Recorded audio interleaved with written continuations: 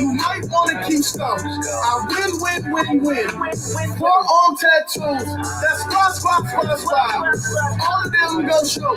Don't try. I walk in Rome. They eyes wide. Third album come soon. I'm glad y'all gon' die. I ain't chasing after no bitch. I got bigger plans than staying rich. I've been tapping in since I was 6. I tap dance all on the brick. And your diamonds like tap water. That shit way too foggy. These BBS is way off. Park CLS with baby mama. Drop to your death without warning. Get out the way, yeah. Get out the way, get the fuck up on my way, yeah.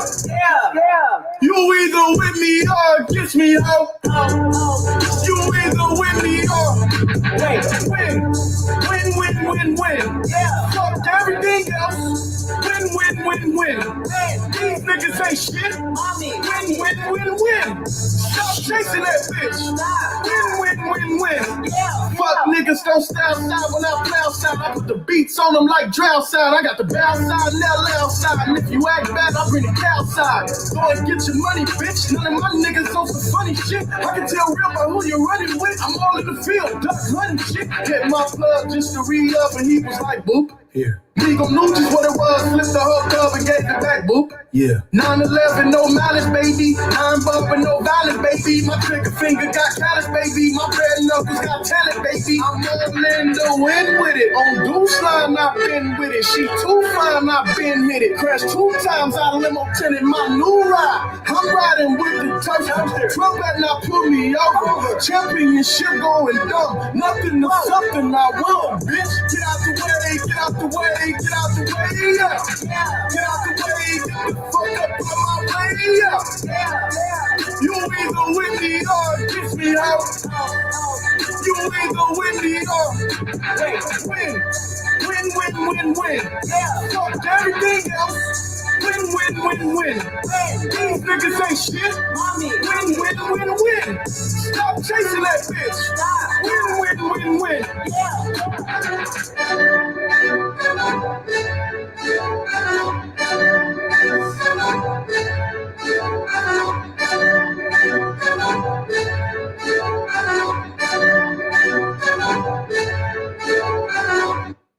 Hey Siri, press pause. We just hit the lotto. I hope y'all are having an amazing day. Welcome to the crash course. That's the Perps crash course. We've been evolving, y'all. We had the crash course on day trading. Used to be the options and stocks. Rolled into the trenches. Now we're here in Perpville. For you Perpaholics out there, I appreciate you being here with your boy, allowing myself to also hold myself accountable, right? I get to trade with y'all. But it's been a wild day, man. This has been a lot of bleeding thus far. And I'm going to break down a few things I'm noticing. And yeah, we're going to go from there. I do see we got about 47 people so far, 48 people and counting across 3 streams. That's platforms, I should say. YouTube, of course, X, the best, and Twitch.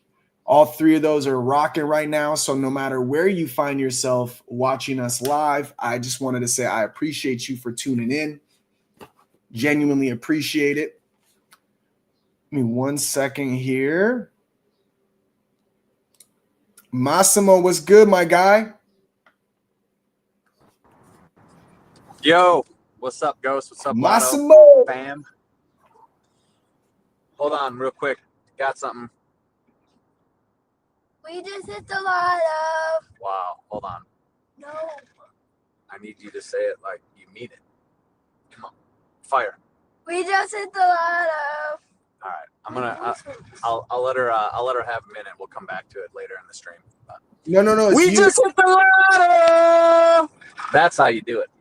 Hey, bro, I didn't hear anything this whole time. I'm like, dude, why can't I hear anything? I thought it was my audio. So I'm like adjusting my cam, adjusting the mic. I'm like, what? I guess I hit mute on my audio speakers for the computer at one point. Well, I missed All your good. girl. You just missed my daughter say we just hit the lotto real weak. So she's going to come back to it. She's going to redeem herself. You know what? One of these days, she's going to outshine you the way she says it. One of these days, you bet your bottom dollar. Tell him, girl. I completely agree. There's no truer statement ever said. One of these days, she's going to outshine me in everything. Just keep working and grinding. That's 100% fact, bro. From one girl dad but it's gonna take some time. Yeah, I'm not letting her win. It's competitive to let them win. I tell them that all the time. They should want that smoke. That's how they get better. That's right. Ghost is a girl dad too, babe. Mm-hmm. Yeah. I got 3 of them though. I one upped your dad. I got 3. That's right. I got that extra. Never mind. I can't say it. I forget sometimes we're on Twitch. I'm like, ooh, I got to keep it clean. But no. Hey, you know what's crazy, bro? Is I always say my daughter, my wife is my daughter. You know, but so I feel like I got 4. But it's nothing better than being a girl dad for me personally. I definitely appreciate it. It's just a beautiful thing. Nothing better on the planet, brother. It's the greatest gift from God there is, and I think I do a pretty good job at it as well. What do you think? I do a pretty good job being a dad? Yep. Damn right. Good answer. I want to give a shout out to people that are in the room as of right now, man. I see Parker Bald is in the building. Let's go, Lotto. Nice to see you in here, Parker. I see we also got, of course, Def Not Their Kid, which is actually Roxy's daughter. Speaking of girl daughter, children of the crew. Nice to see you in here for 2 days in a row, girl. Love it. Keep it up. Shout out to Dante, the man, the myth, the legend. Of course, Oh Sherry's in the building. Nice to see you, Oh Sherry. Kono Kapi. Nice to see you in the building, bro. Hope you and your girl are doing lovely. And shout out to the Dev of the Decade, obviously Motown in the building. Shout out to Massimo for jumping up whenever he's got time to grab a mic, man. You know I love you when you do. Hi to your children, of course, your beautiful wife. Shout out to P-Dubs, a.k.a. MJ, a.k.a. the Blockchain Mer J or Mayor J. Hope to see her soon. I know she's been busy with the kiddos recently. Shout out to Hinch, of course. It's my boy right there. RG 1312, Jada, Roxy, of course, the list, Twitch, Bish, as she goes by. Shout out to Egon. It's my brother right there. It's nice to see everyone in the building, man. I miss you guys. I love you guys. I've been pretty much offline all day today. I have been working like a slave in the background, not even just Lotto at this point, man. I had to run payroll. I had a lot going on. And I overtraded too, to top it all off, which is always the funniest thing after you try to press the crowd and say, don't overtrade. I found myself overtrading. I was like, look at you, look at you, look at you. But hey, I'm not perfect. I can tell you that much, right? I know I'll never be, but it is the pursuit to perfection that we, try to obtain or achieve or work towards. And the fact of the matter is, these things I go over with you guys on a daily basis are things that I've done in the past. And clearly, as of today, every once in a while, I still do, right? I do my best to lead by example. I do my best to ensure that I'm, I guess, what's the preach? What do they call it? They say preach, something with you preach, do what you preach, whatever that expression is. I try to lead by example. I try to ensure that I'm not just telling you to do it, but there are times, you guys, this is why I say sometimes it's easier said than done. So don't beat yourself up when you recognize you're making some of these mistakes. I've been trading for 6 years and I still make these mistakes, right? It happens. But identifying when you're making that mistake is so important. And the moment you identify, man, just take a break for just a couple minutes, because that one bad day could alter your ability to trade moving forward. If I was still reckless, I could have demolished my accounts, right? Like, that's what happened. So clearly I didn't do that. But yeah, man, you gotta be careful. If this is the first time you've joined this particular stream of mine, I want you guys to understand that the goal, the intent behind it all, right? It's free. I don't charge you guys anything at all. And I'm not looking for you to compensate me for my time. I do this, however, to try and be as helpful as I can in an environment that I love being in. Okay? I love trading. And so I want to be as helpful as I can to individuals that also want to trade. That's the reality here. I fortunately made a pretty decent chunk of change when basically I decided to buy the dip during the pandemic. I think March 2020, April, June, I made some decisions that, looking back on, I think if you threw a dart at a dartboard and it had a bunch of stocks on it, I don't think you could have gone wrong. However, I was a big Tesla enthusiast because I had just gotten one in 2018. And so that was one of the heavier investments that I had. And obviously the exponential gains on Tesla back when they were 450 pre-split, 450 a share pre-split, was a huge come up on top of pretty much every other thing. So what happened from there is what actually flung me into the trading realm. I didn't want all of my positions to just diminish. I didn't want to just watch my portfolio disintegrate. So I said, man, I got to start making money on the way down. I lost a lot of money. We call it market tuition. Fortunately for me, it was, my profits, but I lost a lot of money doing it. It doesn't matter how good you are, how smart you are. It doesn't matter how big your bag is, how little your bag is. What matters is you have to comprehend that while you're learning, you're going to make mistakes. And you do not want your resources to run out before you give yourself a fighting chance to see if you're a good trader, okay? If I had to guesstimate, I probably lost over 160 grand from in the year of 2022 trying to learn this whole backwards shit, right?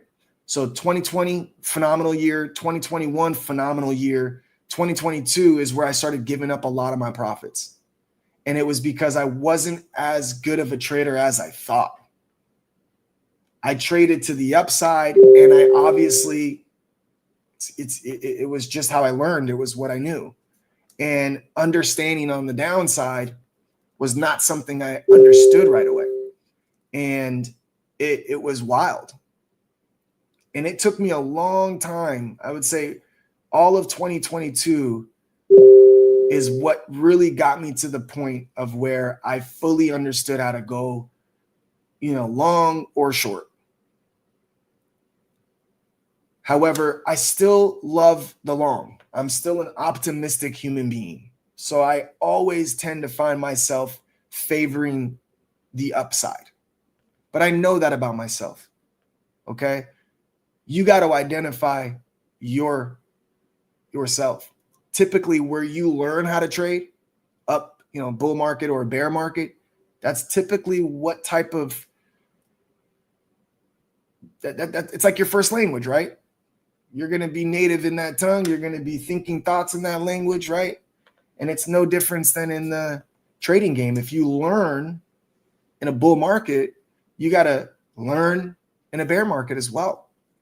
And so no matter where you come from in your journey, if this is like literally you getting accustomed to perpetuals that you've never traded before, and it's like day one, whether you've traded other types of trades before in your life and never have you done perpetuals before, whether you've done perpetuals, lost a lot, won a lot, whether you're profitable in perpetuals, whatever you are in this journey,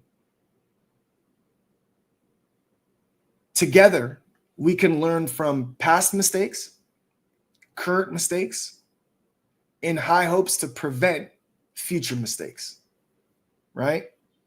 Again, if you run out of resources, you can't trade. It's the reality. So what I want to do is share with you some of my mistakes, some of my strategies, from discipline, accountability, risk management, position size, in this case, liquidation versus leverage, psychology behind it all, predicting versus reacting. I want to do these things with you guys because, again, I really genuinely don't want you guys to have this abundance of resources for your market tuition. I don't want you to run out before you can learn if you're good. I don't want you to demolish your resources before you start to come up off of your resources. I don't want you guys to go through what I went through. And it's not just me. Every trader goes through this. And mostly it's because we don't have really anywhere to turn to get these questions answered in live time. We don't really have anywhere to turn to understand a strategy. We have YouTube where we can watch an abundance of videos. We have rooms that we can pay for and kind of follow along other people's trades. But it's very rare to be able to learn together without spending an arm and a leg.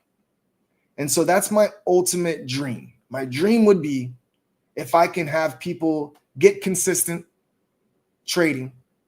They either A, determine it's something they love and they want to continue to do it, or B, after tuning in a few times, they decide it's not what I want to do. At least then they turned over that rock and they know it's not for them.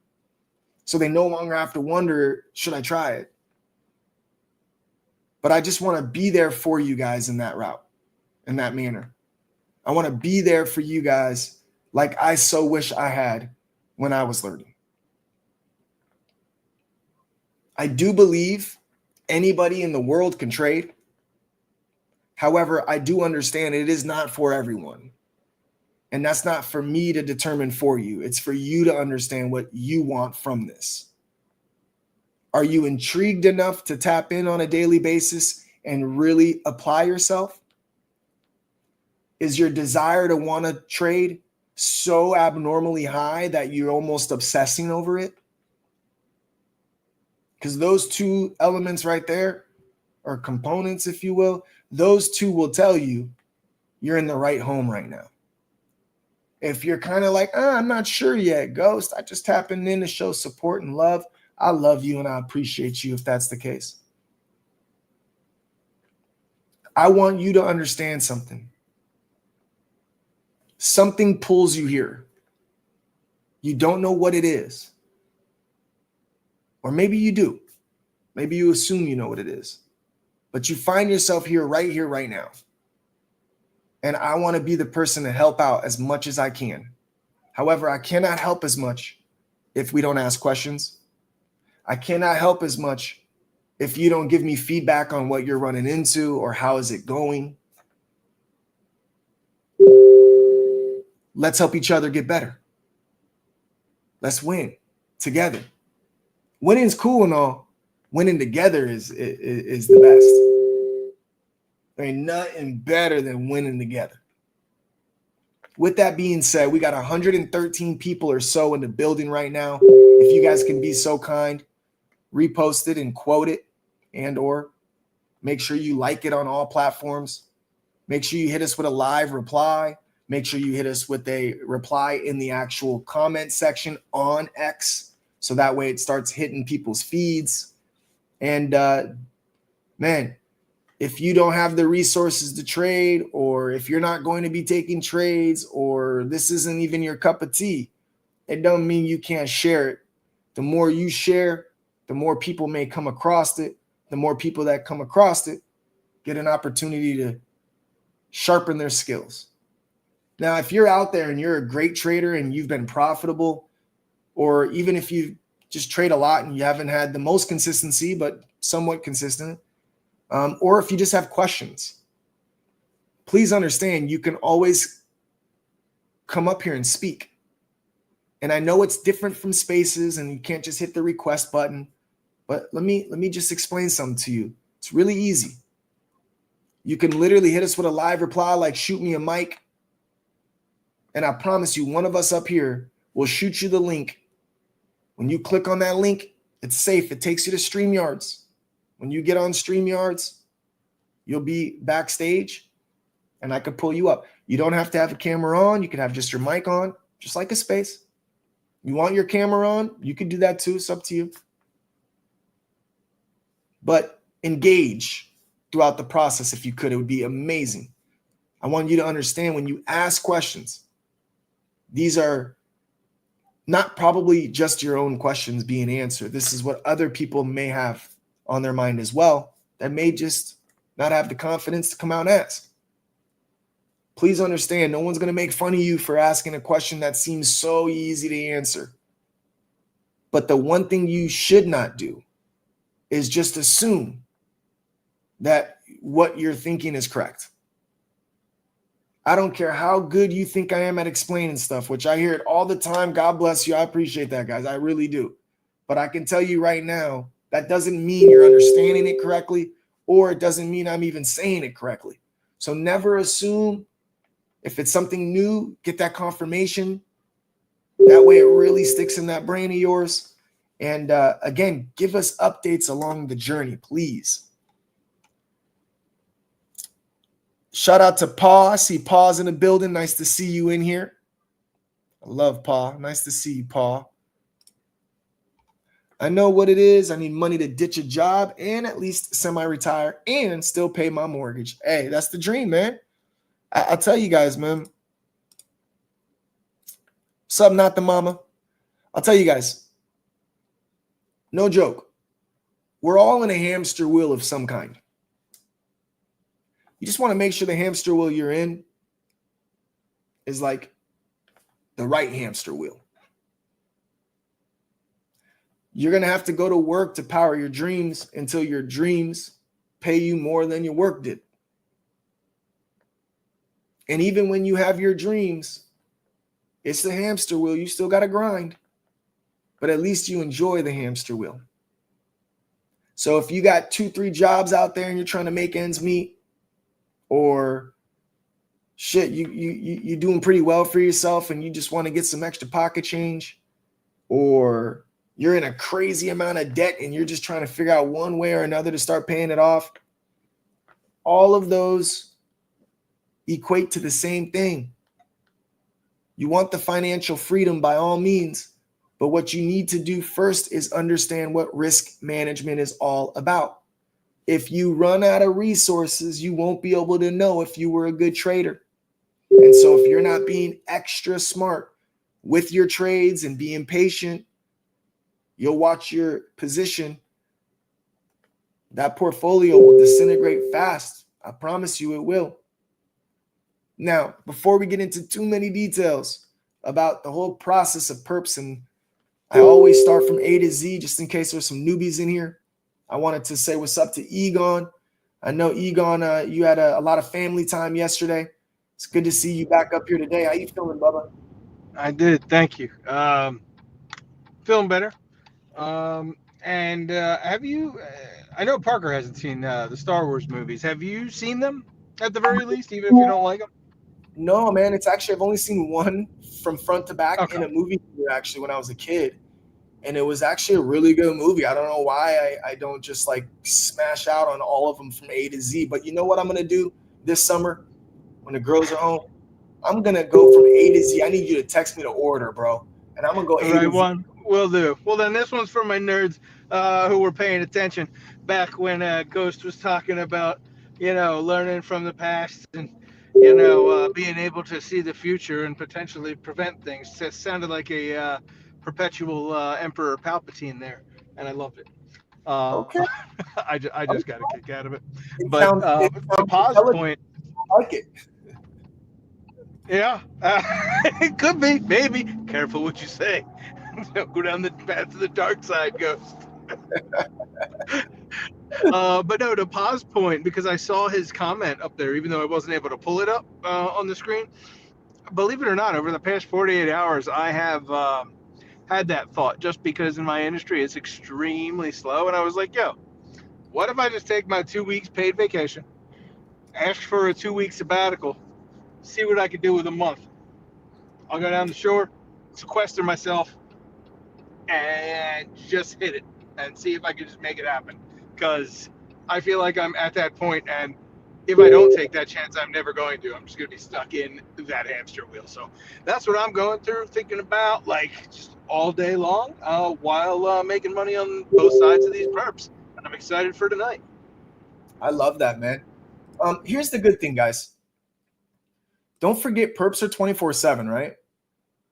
The good thing is you don't necessarily have to like quit your day job just to see if you can make it happen. I think one aspect of trading that is absolutely could become catastrophic or detrimental to the psychology behind it, to your well-being, it's when you rely on it, right? For whatever reason, when it's something you need to survive, there's an extra element of stress that comes with it. So I always, when people flat out ask me, and I've had some dudes that I've like taught how to trade that are like full-time traders, seriously. And they always ask originally like, dude, I think I could do this shit full-time. And they go through a really rocky start when they do start full-time trading. And again, the best way to describe it is you're relying on the income now. It's not just like, you're trying to pad your stats for the month. And it's not like your other gig that's paying for all of your bills. So you'll survive and you only have a little bit left over that you can try and trade with. And if you lose what you trade with, it's no big deal. No, it's the other way around. It's actually the most stressful thing in a game because every trade you start looking at like, well, that's my cell phone bill. And shit, that's my internet right there. Damn, I need to make my mortgage or my rent money right now. I gotta go in right now. And the closer you get to when those bills are due, you start really putting extra pressure. So one thing I remember speaking with one of them in particular, I said, if you can get to the point where you have like, let's say a 6-month, reserve, like if you can't trade when the hours are available to you to ensure that you can stack up 6 months of your bills, then you're probably not going to be able to trade full time.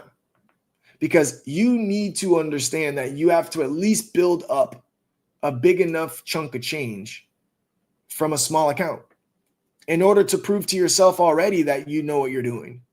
And then from there, if you don't have like 6 months or so, I'm telling you, every trade is going to be you're going to look at it like a bill, right? So to your point, Egon, whatever you do, make sure you at least give yourself the advantage of being stressless when you first do take that plunge, because it's a rough thing to go through because of how volatile the markets are and how many ups and downs and trading curves they have.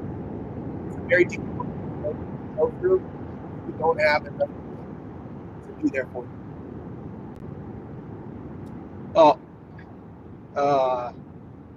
Can you still hear me? Yes, I can now.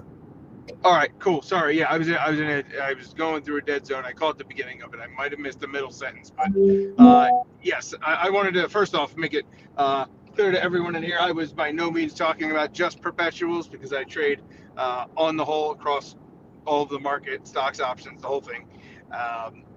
And I've been doing it for a couple of years on the side, having decent success, and I want to have that padding, because I don't want to break rule number 1, which may also be rule number 2, just like Fight Club.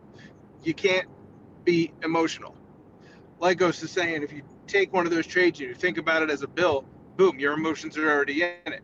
No, you have to look at it.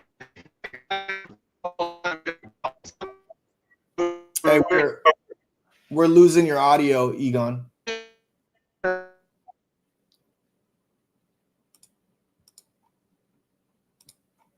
Egon, we're losing in a trade while I have a job, even in a perfect. All right. No worries. How about now? No, I hear you good now. Okay, yeah, somehow, thanks, electric car, my phone was just on mute. I was saying, yeah, sometimes now I'll even get emotional in a trade. Like, I'll catch myself being emotional in a perpetual, saying, oh man, I don't want to cut it. I don't want to cut it here just to sell for a loss to re-enter later, even though I know that's the best way to do it. So I feel like if I can just go goose fraba, and center myself and just literally concentrate on what I need to do, I will. I've been formulating my plan the whole time. So, yeah, it's been something that I've been planning Ghost for some time, because I don't want to be stuck in not only just this dead-end job forever, but any just office dead-end job. At least me. That's not for me. Some people love it. They say, these 4 cubicle walls are all I'll ever need. But it's just not me. I love it, dude. I love it. I see the Dev of the Decade's in the building officially. What's up, Mo? What's up? How you guys doing? I'm good. How you feeling, bro? Feeling good. Love it. Chilling. Love it. Big chilling out there. Big chilling. I'm in a long right now off my level. I like that. What level's your level? What level? Yeah. 166.93. Ooh, my man. Yeah, I'm. I think I'm at 170.78. You got it just below me. Yeah. Before I left work, I could have gotten back in there. Something that's been there for a long time. It's bounced off it 3 times today. That's what I'm worried about. I'm like, it's back to my point about, do I just cut this position or what? But I don't have any confirmation yet, so I don't know. I like it. I'm with you. I'm still long, and like Ghost. I might be like that. I might just be the optimist in me that just loves going long. Yeah, I definitely trade better long than short. I tend to get out too early on shorts. Ditto. Me too. I'll be honest. Me too. Timbo's in the building. What's up, Timbo? Shut up, gang. Egon, Motown, Dev of the Decade, and my voiceover artist and Ghost. What's up, baby? How are y'all tonight? Feeling good, bro. Oh man, I'm in a good mood. I was in a negative space for a little bit while trying to maintain positivity, but I woke up this morning and things are going good, man. I'm just happy to be here. I'm thankful, I'm blessed, and I'm glad to be here learning alongside my friends and network, bro. I'm just blessed to be alive. Thankful that everything's turning out the way the good Lord intended it. And just staying faithful, bro, and diligent and keep showing up every freaking day. That's it. That's all you can do. Hell yeah. 100% agree, bro. I see Ash is in the building. Nice to see you, Ash. Yeah, man. Timbo, I meant to call you yesterday. Got late as shit. But today, man, I was You're good. running like crazy, bro. So I apologize for not hitting you back, man. I got you today. I promise you, no matter what time Hey, it is, I I got need you. when I say brother and Egon, this goes for you too, Paul. If you're listening, everybody that's in my war room, I'm not making this about that, but if you guys, I have something huge for you. Um, bro, I need to talk to you for real, goes dog. Like this is bro, I'm a masterful chess player and I position myself correctly, and everybody's fitting to fucking eat, bro. Sorry to curse, but yeah, bro, we need to talk. 100%. I promise. I got you. I promise. 1040, Brody. Hey, and I know I sent that wallet late. Heidi is begging me to ask if that got sent because she wants to send it to a long-term hold wallet. She set up this wallet. She's really excited to Where did start you? displaying it to the community. Where'd you send me the wallet at? I believe I sent you to Telegram. The last three of the wallet are ASZ, and it's right before that booklet of a message that I sent you, brother. And I apologize. I just get I know I can't get a hold of you on the phone, so I put it all on paper while I'm thinking about it. No. You're good, bro. Yeah. If I don't answer the first time, man, you don't feel like you can't blow me up a second time, man. Nah, bro, I know how it is, dog, and I'm not slightly as busy as you, and I'm at my wit's end, so I never will do that to you, bro. I'm figuring things out on my end to make it better, but It's bro, if I it's get it now. yeah, no, don't ever hesitate to hit me. I mean, even if it's like a couple hours later, if I don't respond or I don't hit you back, hit me up. I don't do Telegram like y'all, man. So For I sure, bro. And do tap. honestly, I appreciate that. I'll give you my phone number. Sorry to interrupt you, bro. I'll give you my phone number in Telegram so you can just call my line, dog, because I don't care. But I trust your advice and judgment. And sometimes I need you because I don't know who else to fucking ask, honestly. So like it would be helpful, but I do know and understand you're always working on Lotto and you got your own shit and family. So I respect that too. But I appreciate you saying I can just blow you up. I do appreciate that. Yeah, bro. Like sometimes I get that next call and I'm like, oh shit, that's right. And then I answer and I'm free at that moment. So I mean, everybody knows, man. If I don't answer the first time, man, just hit me back. Give me like 30 minutes and hit me back, and I usually am available the second time around. Yeah, sometimes you got to hit them up like 4 times. Sometimes shit. I felt bad today, man. I was like, damn, I meant to call you back like 7 times, bro. And then I finally got to call you back, bro. I was like, man, my bad, bro. Like, it was one of Hey, these I days. 100% get it, bro, because and I'm not bragging or boasting. I swear I mean this in the humblest way possible, but literally I opened Telegram this morning and I had 762 DMs. I have like 320 on X. I don't know what is happening, but God is showing up daily in my life and I'm having to filter through what's real and what's not. And I'm about to hire a real life assistant other than just my wife and my 3 dogs because that's what's helping me right now. The dogs, they don't have thumbs. It's not going that well. They exit StreamYard and stuff. Like they don't just hold the phone. So like I'm having to figure that part out. But and I have people stepping up like Egon and Paul and my boy Hanzo and Daffy that are like literally helping the shit out of me ease my stress so I can focus on building the business right now because it's growing like crazy. We just hit 240 people in the free community and my heart is full right now, bro. Like literally. I love it, bro. Congrats, bro. Thank you so much, man. Like honestly, it's the people around me continually supporting me and just showing up daily. It's not me, bro. I'm just the one kicking down the door and being public enough about it because I want to scream this shit from mountaintops. But bro, I literally got 3 subscribers that are my friends, and we're setting up my spare bedroom to turn into a Diamond Trench Network trading room, and we're gonna all live stream from there while I do live trading sessions. All 3 of us. I Or love 4 it. of us. I can't even count by how many it's going to be, but like it's real. They came over last night and did a 3-hour session in my living room with my wife. It was really cool, bro. It was dope. Um, I love it, bro. Bro, it's so awesome, dude. It's so fun, dude. Like and they know me in real life. They're like, bro, we didn't even know you knew anything about crypto. I was like, shit, I don't. I just know about Solana. Imagine if y'all start learning the other shit. I said, that's why I clean the Ghost. Fuck. He knows that, bro, day trader, that's Ghost. Superb, Egon, Tiggy, people like that I learned from, bro. You gotta be a sponge in this space. And if you're not, then you're being ignorant. You know, you gotta always try to learn. You don't know everything. I still don't know everything. I barely know anything. I'm new as fuck in this space, but and I know that, like I know, but I still every day don't realize what's happening. But yeah, I appreciate the shit out of you, bro, and thank you for telling me I can call you, man. And Motown, shout out to you, because dude, I'm seeing like some stuff from devs now that I'm like, dude, that makes Motown that much more valuable. People like that are like, oh, you're the holy grail, bro, of devs. Like, and I'm not glazing. I mean that. Like, I see the work that's put in. I see the team that you have around you. Bro, this shit ain't a joke, man. Bro, hey, it's Appreciate it. real. Fine, I bro. respect you, bro. Hats off to you, man. The whole team. Yeah, respect the shit out of you, Motown. I always say that, man. Even when you ain't here, bro, I'm like, man, a lot of people, they don't realize what a dev holding and accumulating does in the long fucking haul, bro. And just the ideas and the constant churning.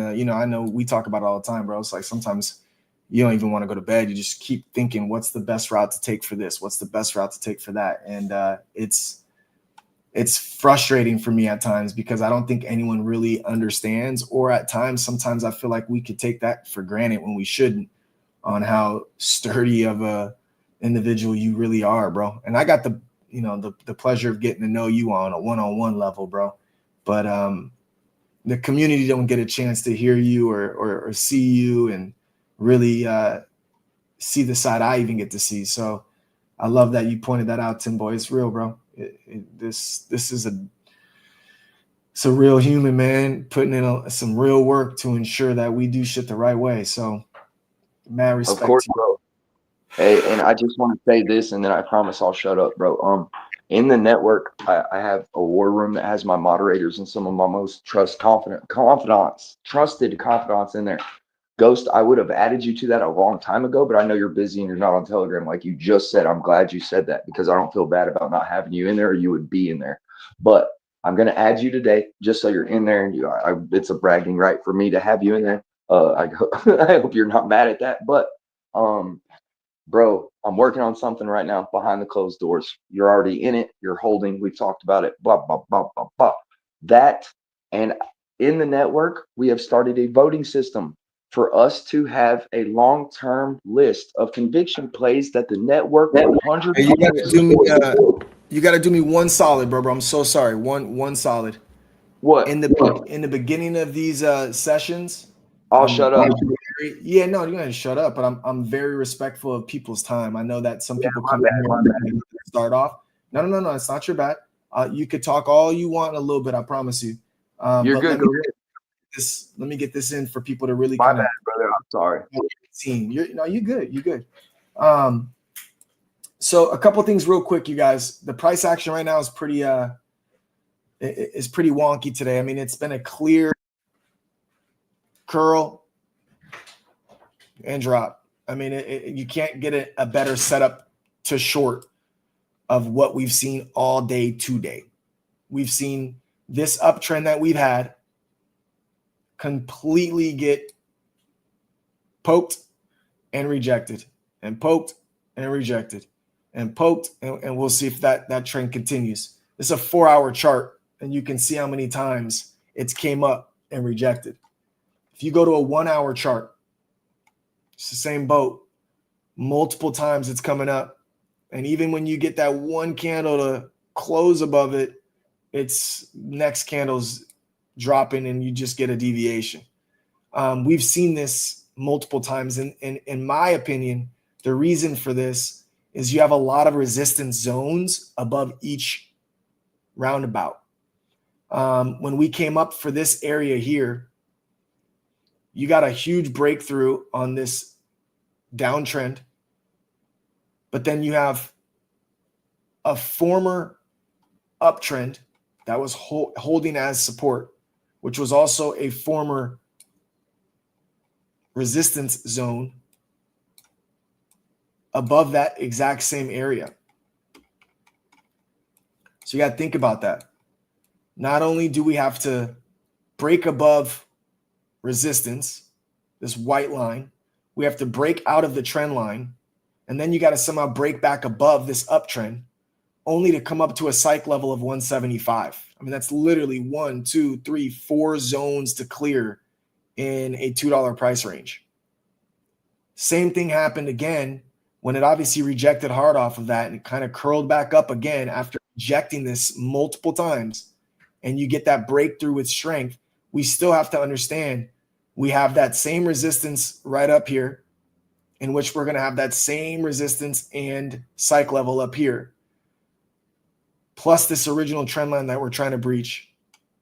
It's not an easy thing to do, but once it happens is when you typically get on this side here, that explosion, right? So you can see this was our downtrend from our recent highs, and we came up, we deviated back below, kept deviating. That means we get a green up and then a red close under, and then a green up and then a red close under, and then a green up and a red close under, until we finally broke above it after the first green up and red candle under. That next candle popped above the psych level, came up with the minor resistance here, and started pushing through. And it's very, very similar of what's kind of happening here. You'll see a lot of resistance. So check it out. This zone, resistance on the uptrend, deviation, resistance on the uptrend. That's what we saw here. Resistance on the uptrend, deviation, resistance on the uptrend. And it came back down. Caught support at the psych level, lost support, and had to come all the way down to this low. And again, we're kind of in that same boat. Okay? So you got to look for tendencies throughout the day. You got to trade those tendencies that you're seeing without hesitation. And that's really all it comes down to. It's identifying what's taking place over and over and over. And before over and over and over and over takes place, you want to start getting into those trades fairly early, right? Took place. By this time, I got to keep shorting when I get to this level, and that's how I'm getting my wins. But if I keep trying to go against the grain and say, okay, this one's got to be it. Oh, okay, this one's got to be it. Then I also get myself caught. So remember that.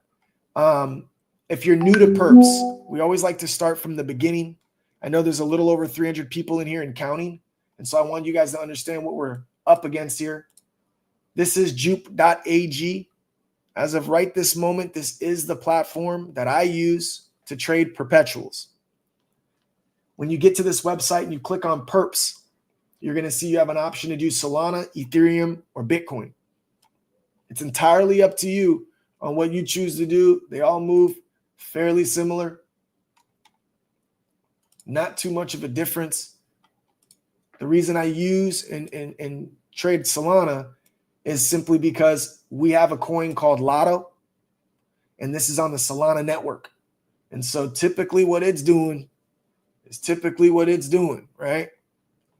It's just where it's at. So when you are accustomed to watching the same kind of price action all the time, you obviously put yourself in a position to kind of understand the tendencies, the personality, as we say, of that specific, whether it's token, underlying stock, whatever the case may be, that you're trying to learn its tendencies.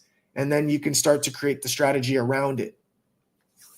Now, on Jupiter, perpetuals themselves, for the Solana network, you're just suggesting that you're going long or short. Long, it shows up green for you, so you know you're looking for some green candles. When you go long, you think the price is going up. When you go short, you think the price is going down. They make it red for you, easy to see and identify to ensure you're taking the right position. And obviously, you're looking for red candles.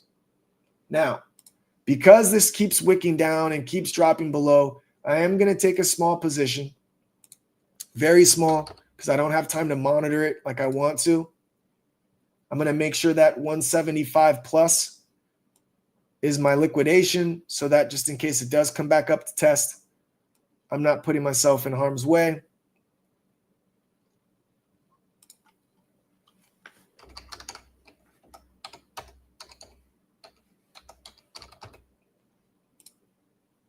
Kind of wanted to get in a little bit earlier, but it's all good. Again, we're going just a small quarter of a soul just to kind of play with it real quick while we're on this call. Do not take that trade if you don't know why I'm taking it. Again, we have a lot of these zones being rejected, a lot of resistance, and I think we're going to have to chew through at least the side of this wedge before we can finally stop having so much shit in front of us to have to break through. Does that mean it's going to happen? No. Manage your risk. Hold yourself accountable, and you'll be all right. Now, with that position I took, which I took it for multiple reasons, I want to show you some features that it has. Number one, leverage versus liquidation. A lot of people don't realize how important it is to ensure that their liquidation price is where they believe the Solana will hold either below or above, depending on if you're long or short. In this case, below. This 175.56 liquidation that I have is showing up right here. That means as long as the price doesn't tap this, I should be able to continue holding this position. And again, hopes for some kind of retest of some kind. When I'm in a trade, I have options. I can close out 100% of them. I can receive USDC or Solana. If I close out 100%, that means whatever this is, when I close it, I get the whole thing. There's nothing I leave over. I could also do 25% of it. And that means 25% of the value of my position, they're going to close out, and the other 75% will still be up. I can also do things like take profit or stop losses, as well as a partial. What does that mean? Well, officially, if I wanted to take profit at, let's just say, 170, 168, I can put in 168.5. That's where I want, if the price hits that, I want to take 25% off of my position, or 50% off, or 75% off, or the whole thing. That's my take profit, my TP. If I want to take profits on this, I can literally put where I want to take profits, submit it, and 99% of the time it goes through just fine. I can also put a stop loss. Now, just because it's got the word loss in it doesn't mean I have to only put the stop loss to preserve a loss. I put in the dollar amount in here, and that is where the stop will be. In some cases, I can preserve profit by putting in a stop loss. It could be a partial or, once again, a full. A full stop loss means when this thing hits 172, I would lose 11 bucks, 26% of my position, and no big deal, I'm out. However, if I want to do a partial, I can do that too, even on the stop loss side of it. Okay? Setting these before bed, very helpful. Setting these because something comes up and you got to focus on something other than the chart, very helpful. But please do keep in mind that yesterday was the first time that I experienced it personally where I didn't get my order filled. At 173 was my take profit zone. It hit 173.09. For whatever reason, my position did not close, and I ended up getting liquidated on the balance I had left.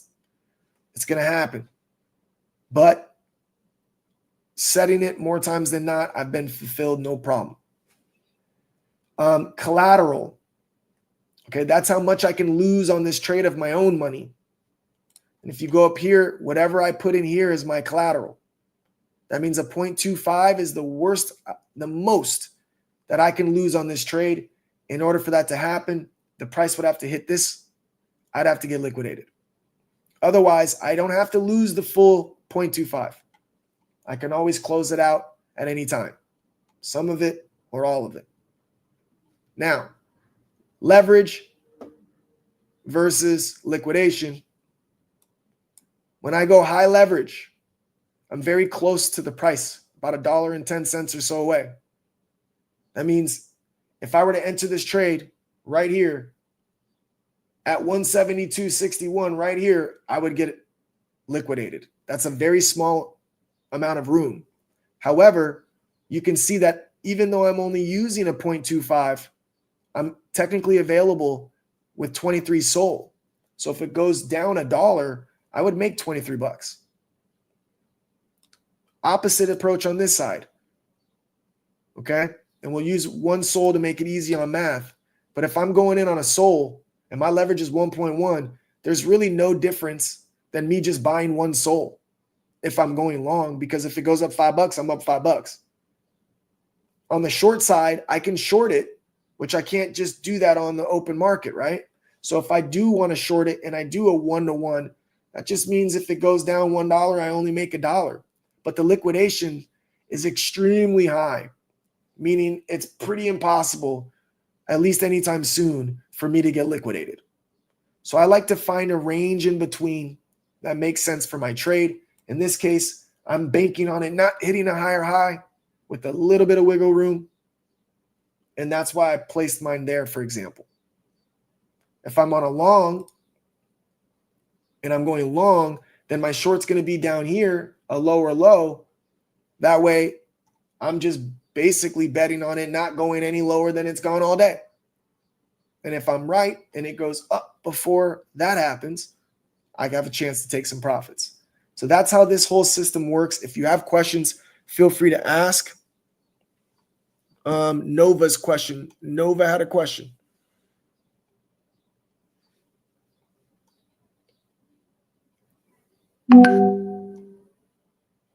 Okay, so I think Nova figured it out. Okay, cool. And yeah, if you have any questions, guys, please don't hesitate to ask. So that's the way Jupiter works. That's just the way it is. Now, what I do is I like to look at specific things when I chart, so I understand how to identify what's taking place. Okay, what can I identify? I like to go on the monthly candles when I chart, and I like to draw lines horizontal at key areas, like the bottom of reds, the tops of greens. Once I got those written out, I go to my weekly candles. I do the same thing, tops of greens, bottoms of reds, and you'll see here's the top of a green, here's the top of a green, right? And ironically, here's the top of a green. That's not me writing this line here now. This was a weekly candle that closed on September 27th of 2024. It closes, or I'm sorry, October 21st of 2024. So each one of these levels, it's already reacted at these levels. So the chances are when I come back around to these levels, I should probably see some type of reaction. I do the same for daily candles. Tops of greens, bottom of reds, wicks, bottom of wicks, tops of wicks. And then I go all the way to my 4-hour candles, and I kind of evaluate how it's reacting to the said levels. And this is a very simple thing to notice, since we curled back up to that peak right around here. Okay, since we've done that, we've had to come back and test some levels. We were holding this channel, popped up to a higher high, holding this channel, still popped up to a higher high, holding this channel, popped up to a higher high, until we no longer hit our higher highs. Now what happens? It tries to hold the 180 key level. It holds it until it doesn't. Tries to come back up and get above the 510 daily close. Failed, and failed. Also failed to hit the downtrend. Couldn't reclaim it. So then what? We have to find support, don't we? Couldn't find support at the psych level of the 175. Came back up to try and reclaim 175. Couldn't do it. Rejected it. And then we even fell below our uptrend that we were in. By then, You have can't hold the uptrend, can't hold the weekly close, can't hold the monthly candle of resistance from July of last year, but we do hold the psych level of the 170. Awesome. Now that we hold that, let's come back up and see what we can cross. Failed to take over the top resistance, lost the closest resistance, lost the uptrend from previous trends, and the same thing just repeats. It's always going to try and reclaim to next leg up, but if it can't reclaim that next level, you usually get a lower low. Couldn't reclaim it, lower low. So far, we weren't able to reclaim it yet. The candle's not done. We still got 3 hours. But so far, it hasn't reclaimed, and that's why I took the short. Because if we haven't done it yet, I'll keep trading it until it doesn't work. And here we broke above, failed to hold it, failed to hold the original downtrend, failing to hold or slightly holding the psych level and this trend line now, and that psych level is at 170. What happens is they always go right eventually, right? When you start getting right and you break over, you get out of this wedge that you're in. You no longer are worried about this wedge that you're in once you break to the right of it. So it's a little bit easier when you do this kind of breakover or even start a candle above the 170 level, because now you only have a few levels to start churning through versus everything all at once. I call these intersections. Intersections always have a tough time reclaiming a really strong support if it's above them. It's always got some reaction, and it's easy to identify when you see what it's doing to roll with that same theme. That's why we took a short. Does it mean it's going to be profitable? Nope. But we had a strategy behind why we're taking the trade. And where do we start to collect our profits? I always have 3 levels. First level is the 170 psych. Next level is going to be the monthly resistance at the October 24. And then the next one's going to be this weekly close. And I always go slightly above to take those levels if I'm shorting it, or slightly below to take those profits if I'm long.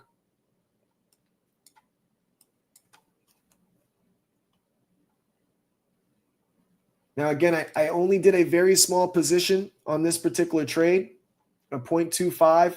It's about 5% up currently, including the fees. We'll let this one breathe since it's a small position, and we still haven't hit any of our levels that we want to start to trim out of. And we'll see if we can earn some profits on our first live trade of the day. This wallet here is my one soul challenge. I did take a pretty fat hit when it didn't close out my position at 173 for some reason in the wee hours of the morning. Woke up, took another trade, got a little bit of it back, took another trade, was back up to about 1.7 at 1.8. And then I took another loss back down to 1.5 or 1.56 or something like that. So this 0.25 that we're in now, again, small position just to kind of get our feet wet on the live trade today. We're up about 12%. We'll come back and check. It's right at that key level. So that's the first profit zone we'll take profits on. We'll go to close here, 25%. We want it in Solana. It's not a very big profit. It's about 3%. But like we say, we have to stick to it to start compounding again. This is the hard part when you live trade too. When I'm showing you something, that quick little pop is just enough to alter $4 or $5 at a time. And that shit will start to add up. So make sure when you're trading, again, you don't wait to hit the levels. Get ready to queue it up a little bit before those levels so you can instantly take it if you get that opportunity to do so. Again, if we lose this level, we lose the downtrend from about a week ago. When we reclaimed it last time, that's where we got our run, and this is our current downtrend. So this current downtrend and our last week's downtrend form a wedge. And you kind of want to stay in that wedge and break to the upside to see the movement you want if you're bullish. In this case, we keep disrespecting it and losing it. Now, there are deviations, meaning we lose it. Next candle right above it. Now we're above it. And then we lose it. And that's because it's getting tight. It's getting smaller and smaller. It's always big at first, and now it's smaller and smaller. So again, eventually you're going to break out of that. If we do lose that original uptrend, though, we very well may see another test of this 168.43 level. However, I'll start to trim a couple times before then because it has held as support since retesting it this week. Everything's wicked above it and closed above it. So to think we get one that closes below it, it's not always the case. We want to preserve that capital and take those wins when we can. Got another test coming here now. Up at around 11% on the trade. It's trying to hold a little bit of support right now on this former little, couple curls that it had. It's trying to turn that resistance originally into support, which is a little bit bullish if you ask me. And I have a feeling it's going to be real tight right here. So I definitely want to make sure I take those profits when it gives me a chance to.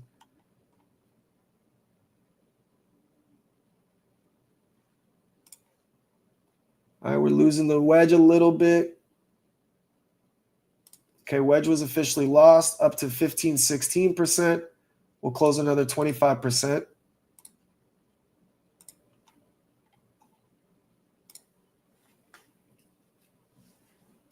Now I'll go to the 15-minute candles for now, just because we're in the middle of a trade. One of the most common questions I get is what candles do you trade off of? I use the 4 hours primarily to find my perfect patient setup. I like the 1 hour candle to confirm it looks the same for the most part. And then I like to jump to the 15-minute when I'm in a trade to see how it's going to start reacting every 15 minutes.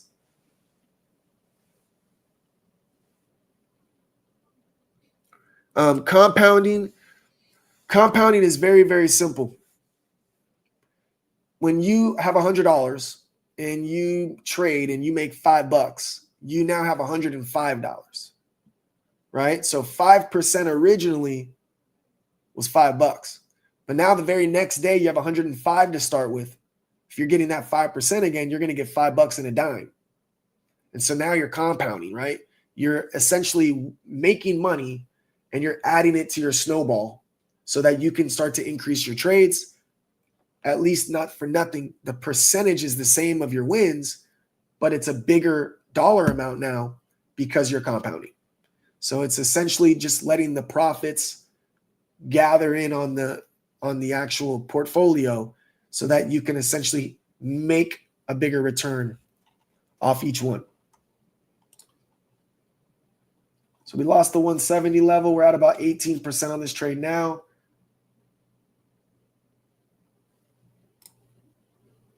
Looking for the 169 retest.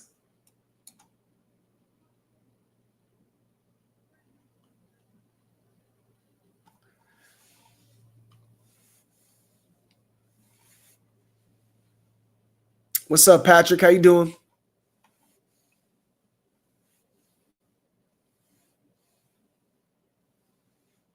He said, what am I watching? Patrick, nice to see you in here, bro. We are doing a crash course on perps, on perpetuals. And we are trading Solana. We're in a little live trade now, going short, of course, based on what it's been doing all day for the most part. I do want to show you guys on the 15-minute. You can see that we really weren't piercing that uptrend very much on the 15-minute until recently we're starting to pierce it. But I want you to see on that 15-minute how much more dramatic it is. You break over the downtrend, you break over the resistance, and then you hit your head on the original uptrend that we were above. That's why I mean, when there's so many different things happening all in this area, it's harder to break above it versus breaking above it when you're around this area where you don't have too much cluster in your way. So we're just trying to reclaim that uptrend. What's up, Motown? Oh, someone was asking about psych levels. Like, what's a psych level? You can answer it. Yeah, so a psych level stands for, yeah, appreciate it. I'm closing this out, you guys, just so I can focus for just a moment. Only because it's reclaiming the downtrend as well, but not just for that. I just want to make sure I can focus on some of these questions because we're getting more than we normally do.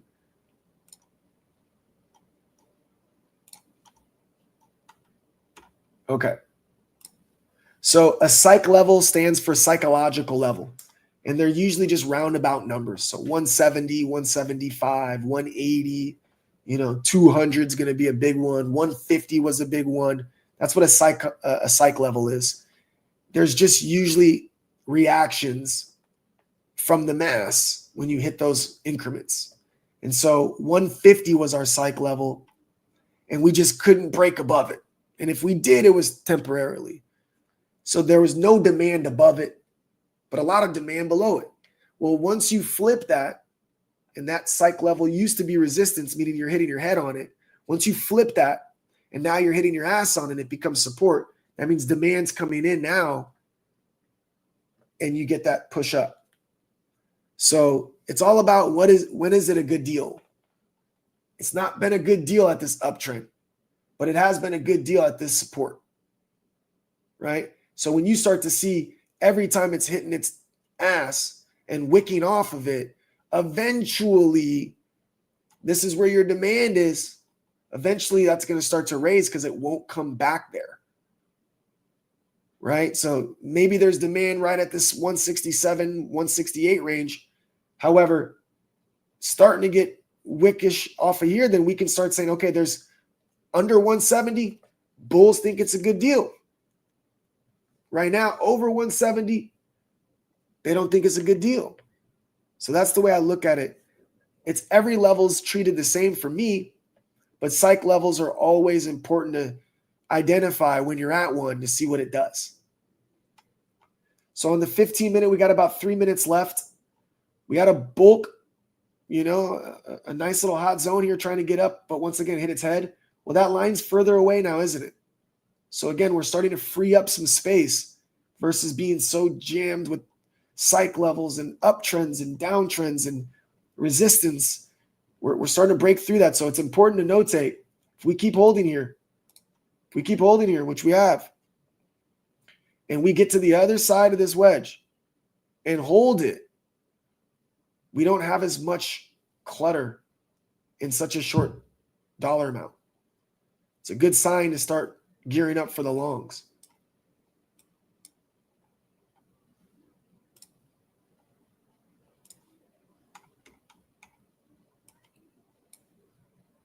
Back on a 1 hour, see where we're at. We're trying to hold this wedge clearly.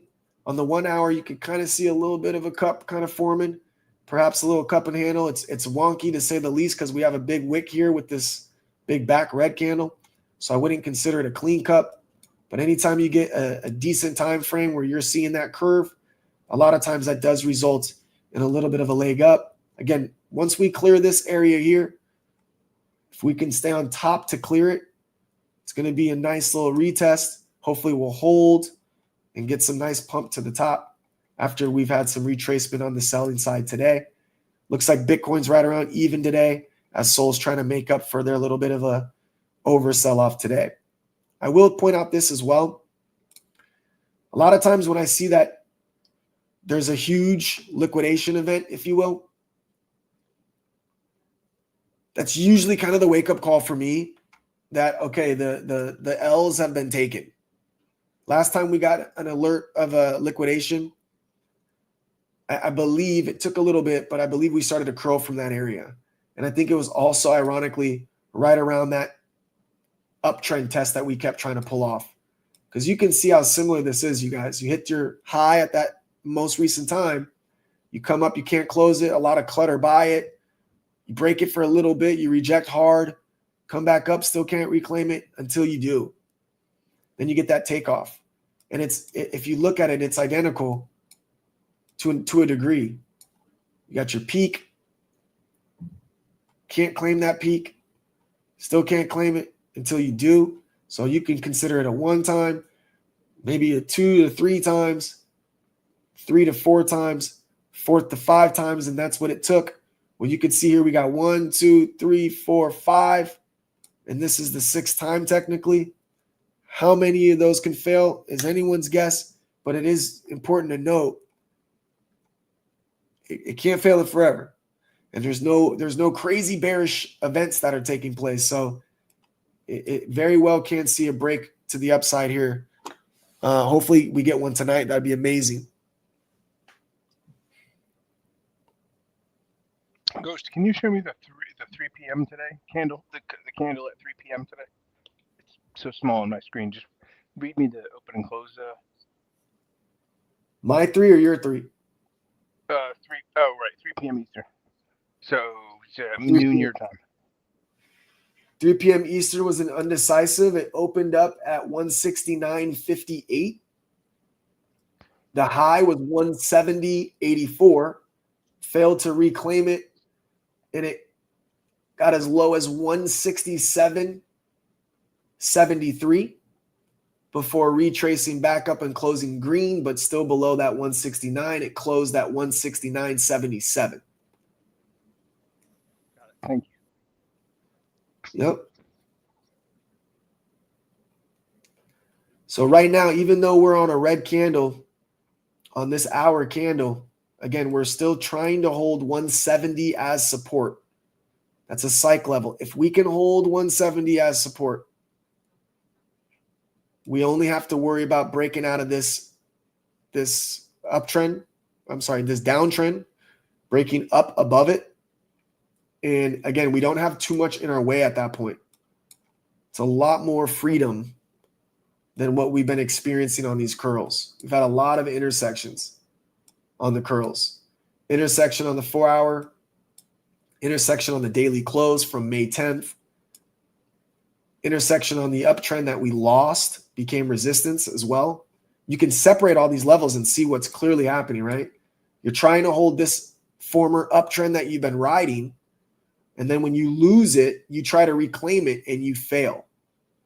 That tells you downside's coming. Then when you finally get back around to grab it and it fails to reclaim it, more downside's coming. That's just one level we can look at the reaction. Same here. We lose the psych level of 175. We try and reclaim it and reject. Try and reclaim it and reject.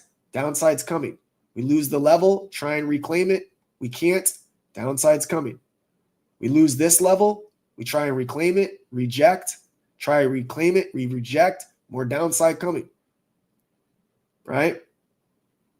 Lose this level, try and come up. Now we're hitting another uptrend we're rejecting to the downside, blowing through shit.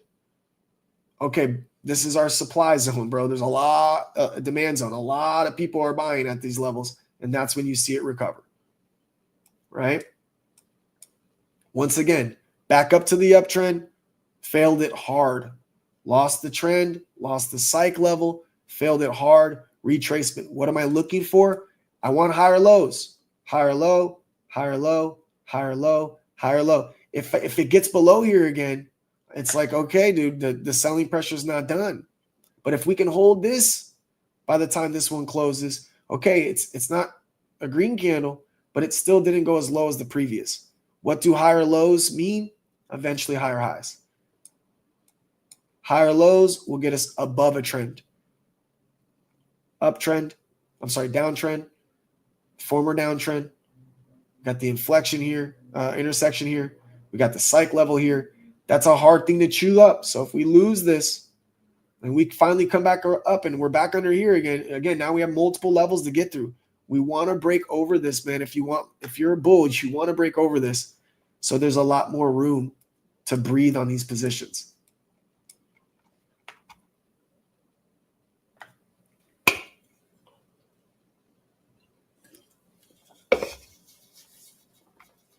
All right, I need to take some live trades. So I'm going to start looking for my long and my short. My long, we'll go to a 15-minute candle for now since we kind of already know the gist of what's been taking place.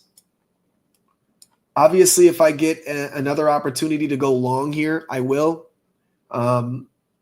It's bounced off this. There's clearly buyers here. I don't mind taking longs off of this weekly close of October 14th. The difference is because it rejected again, usually we're getting lower lows on the reject. The difference is I won't go full-blown heavy one soul here. Instead, I'll probably do like a 0.25. And then if I get an opportunity to add at 166.50-ish, I'll add another 0.25. And if I do get down to this monthly resistance, which has been our support since ever since we broke it, we've never lost it, I'll have my full Solana in by then. For the short side of it all, I'm going to continue to play these rejection zones and where the intersections take place. So again, if we curl up and we hit this rough patch here, or even if we break back up and we hit this patch here, I got to now be careful with it, because now look at all the levels of support. That's what happens when you flip shit and you're in this wedge. You flip it one time, and now look at the support if you're above here. One support, the downtrend. Two support, the psych level. Three support, former downtrend, right? So the same rules apply. If I'm underneath here, hitting all of this is difficult. If I'm above here, losing all of this is difficult, right? So that's my play right now. This is like probably the juiciest setup I could ask for. If it's to the upside, juiciest setup of the night. If it's to the downside, I can't consider it the juiciest, but it should be fairly common for it to keep doing what it's doing, so I can at least take it with confidence, knowing the probabilities in my favor that we should get at least a good 10 to 20% move, because it's done it every time.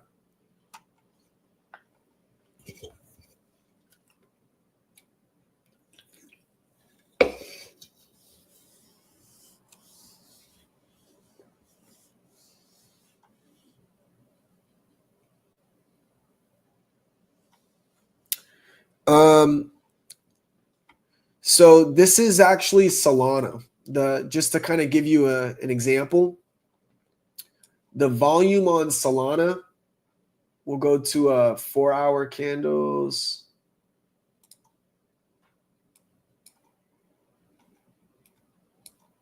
Put it this way, I don't care if you have a community with 1,000 people strong and you all put, a Solana in it. You ain't going to control the price action of Solana. It's just too much money. The market cap is multi-billions. So there's just really no way that a community could really kind of alter the price action too much, even if you coordinate it, in other words. But, I mean, hey, dude, your daughter's smart, Roxy. She out here asking some real good questions. Now, on a meme coin, yeah, you could essentially hold back all the buys and tell everyone we're going to hit it hard one day and then do it that way as well. But when you hit a chart too quick, regardless, you're going to essentially create profit takers. And then those people are going to just sell, get a quick little profit, because they knew all of us were going to buy when. They'll buy a little bit before it explodes. They sell, they take the profits. So you whipsaw up, you whipsaw down. It's really no way to kind of play that game. Unless you're essentially looking for a way to exit, then maybe you would tell everyone to fucking buy so that you can exit real quick. And that's so shady that you should get beat up if you do shit like that. Just saying.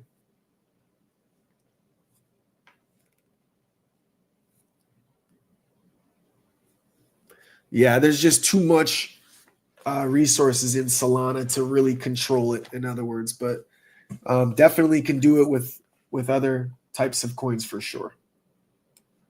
Your daughter's on some shit, Roxy. Smart girl. She's like, yo, bro, why don't y'all just team up and break through the psych level? Don't you want it to go up? Smart girl. Went from asking what is the psych level to here's an opportunity to break past it. Very smart. That would technically not be yeah, I mean, I guess you could consider that a rug pull. Like if everyone buys, it's like everyone we're buying today and everyone buys and then you're the one selling, you would be rug pulling, yeah.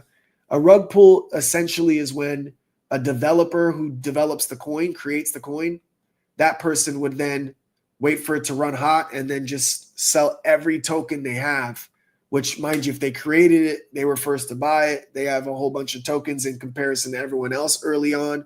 Therefore, they could literally pull out all of the liquidity. So if you look at something like Lotto, for example, our liquidity is at 85 grand, which is about 160 million tokens. So if someone owned 160 million tokens and they sold all of it, they would pretty much annihilate the liquidity pool. And yeah, they would rug it. And then what we'd have to do as a community is be like, holy shit, we get cheap tokens. And then we buy it all up and hope to somehow recover. But that's what a rug pull is.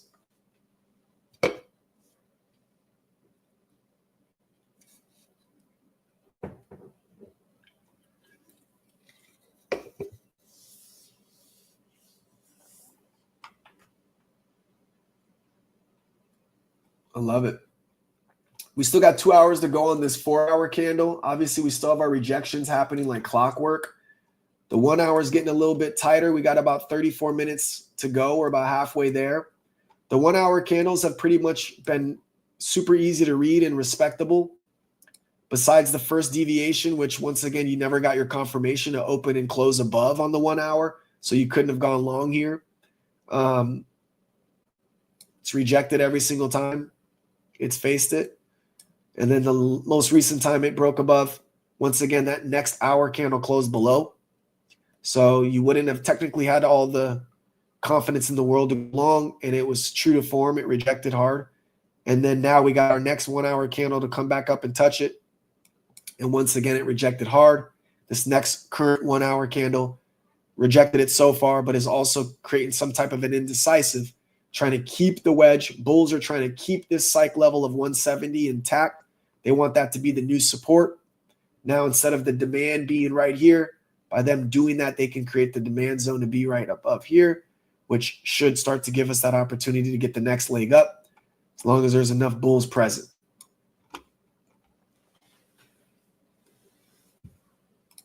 That's how it works. When you see an issue, you find a solution. You dang right, girl. AG4, I think you're saying hi to Boo, or are you trying to scare everybody? But either way, if you said hi to Boo, hello. She's not with me right now. She's in the house. Ghost, did you see my design for the Lotto ball with everybody? Because was it Sherry who made the last one? The one with the hat, the red hat on it? Yeah. You know what? I forgot think it the name. was Sherry. I thought it was, and if it wasn't, I'm sorry if not. You can correct me. I think it was I used their inspiration, and I did one in Motown, one for Parker, and one for the birthday girl. 2 variants for her. I just put them all in there. I didn't know if you saw them. I got a kick out of it. You know what? I did, bro. I haven't been online at all for the most part today, but I love it, dude. I was honored, bro. I was like, what? First Lotto ball creating. They got my red hat on there and shit. Like, what's up? It was cool to see, man. I like that she had everyone, or that Eclipse had everyone vote for it too. Shout out to Eclipse, man. He don't get enough credit, you guys. Nye Panda 202. Nye Panda 202 without the T in Night Panda. That's the individual that runs our Just the Lotto account, does an exceptional job. If you tap into the Just the Lotto account, make sure you follow it, put the alerts on. All you got to do is engage. You get an opportunity to win Lotto balls. And don't forget, every Saturday, we spin a live Lotto drawing, and people hit the Lotto and they get paid. This Saturday is Boo's birthday, so we won't spin this Saturday, but we'll just pick it up Sunday early afternoon and make it a fun day Sunday. And there is a contest going on right now. If you head over to the Just a Lotto page, for anyone who wants to throw your hat in the ring, put your own design, put your own spin on the design for this month's free Lotto ball drawing giveaway. The appearance of the balls last month, it was the blue ball with the red cap on it in honor of Ghost. And who knows? We'll have fresh takes on everything. So go to @JustALotto and see what's going on. Yeah, I love it, man. You never know. You might be the creator of the next Lotto ball. And we ran that for a whole month, yeah? Yep, whole month. I can't wait till one of these days we're gonna be like, damn, can you believe it? We just created our 69th ball. Bro, I can't believe it's only been a month that we had those things. I feel like we've been rocking the one with the cap for like half a year. It feels like forever, but it hasn't. It has not been. Like, No, yeah, we only launched at the end of November. I mean, for all intents and purposes, since it was 3 days away, let's call it December 1st. You know, I mean, this is crazy. This is awesome. I love this. Facts, bro. We haven't even hit our 6-month anniversary, man. 5 months and 18 days is when Lotto was started, man. Crazy. Crazy. I remember saying, I can't wait to say we've made it past 6 months. I was like, I can't wait to say, you know, we've hit a year anniversary, you know, like shit like that, bro. I remember specifically saying that. And man, right now it's like we're not too far away, bro. It's happening faster than it feels, I'll tell you that much. That's good. And if you guys are having a slow run with the merch, my buddy says he's half Chinese, half American. His mom's British. Dad was in the U.S. Army, but he's Chinese. He says he's got a whole bunch of cousins over there who can get stuff done real fast. I have a feeling like he was joking and it was inappropriate, but I just figured I'd throw his offer out there. Yeah, no, no, man, it's actually not like the design or anything. We're actually I got a couple people actually going ham on you know, the Shopify portion of it, the Designify, whatever it is. Because again, you guys, we're not just gonna have merch where it's like, you know, you have like 3 or 4 different color shirts and 2 or 3 different color hats, and that's all we have available. Instead, we're gonna do it to where you can actually be the one to customize the t-shirt itself or hat, articles of clothing, etc. It's not just going to be the font that you can switch. It's not just the colors you can switch, but it's even down to the fabric. You want a Nike shirt, you can use a Nike shirt. You want a, you know, a Target shirt, you use Target shirt. Whatever you want, high end, low end, rainbow, gray, blacks, whites, whatever you want. We'll have different areas you can place them. Vertical down the ribs, vertical down the spine, you know, horizontal across the chest. From logos to the $ Lotto to the, you know, mission statement. It's not just a lotto, it's a movement, uplifting, inspiring, motivational, encouraging. Like you can do it all. Website. So it's a lot of details that go into each article of clothing because we have to literally design it in every single way to ensure that it's actually movable to those areas. So if I go, oh man, I wish I could have it on the collarbone, well, you can. That's what we're doing. So that takes a while, and then we have to have the price point for each one of those. Depends on the. Oh, I thought the same thing, Sherry. What, QR code? It makes sense doing all that. Yeah, but then it's like, hey, people. I had thought a QR code to bring you to the Just a Lotto page to buy things. I don't know if she could be referring to a place, QR code to buy more merch. Could be anything. Well, yeah, that's what we're doing, right? So we're integrating everything on our actual website. So the website will eventually be our one-stop shop, not just for merch, but current events. Videos will be uploaded.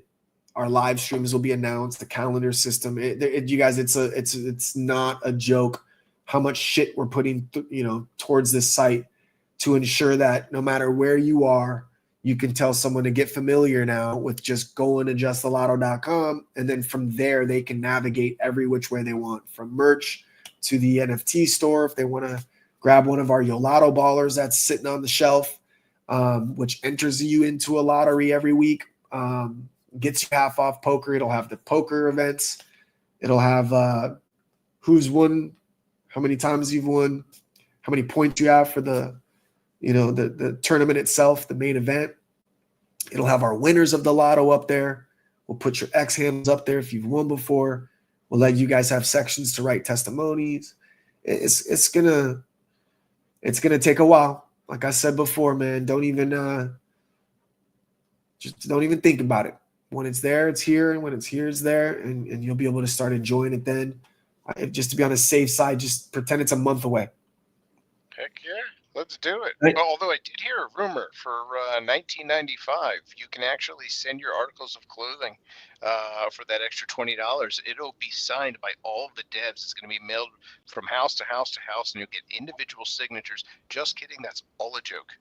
I know nothing.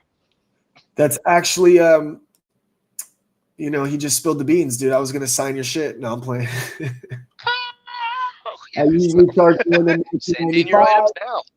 Yeah, I usually do more than 1995. Usually charge about $99.50, but I think he was saying 1995, which was my previous fee for signing articles of clothing. But that's when I used to hold a mic and spit some lyrics. Now I only charge a few $100 for my autograph.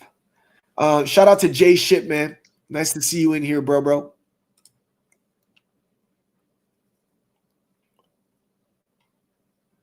Ash liked your idea. Speaking of Ash, here's a little alpha for you. Ash is actually the main one right now, working on integrating all of those features I've spoke to you about. She's the one that's been literally going ham 24/7 to get that whole process going. So it's getting close, man. It's getting real close. Yes, Ash. I knew there was a reason. I thought I hadn't heard from her in a while, like her voice. I thought it was maybe just the spaces. And I'm like, she is going ham. Hey, and for all you non-pork lovers, we just mean hard as a... All right, G-rated show. Back to it. There it is. Egon, the walking 90s commercial, says Roxy. Facts, bro. Yes. Joke's on her, though. I'm sitting. Stupid jokes. So Thank you, Roxy. He said, I will not stand for it. I'm sitting, not walking. I set him up. He knocks him down. Yeah. I don't know if you guys know what this looks like, but if you go ahead and put in the comments what you think this is starting to look like, we're going to do some chart identification right now. So tell me what it my looks portfolio. I think you mean a nickname, right, for the formation on the chart? Yeah, like when you see this chart, okay. what is this? What is this formation? What do you see? Got it. I want to see if anyone's understanding. It's like a magic eye. I'm just kidding.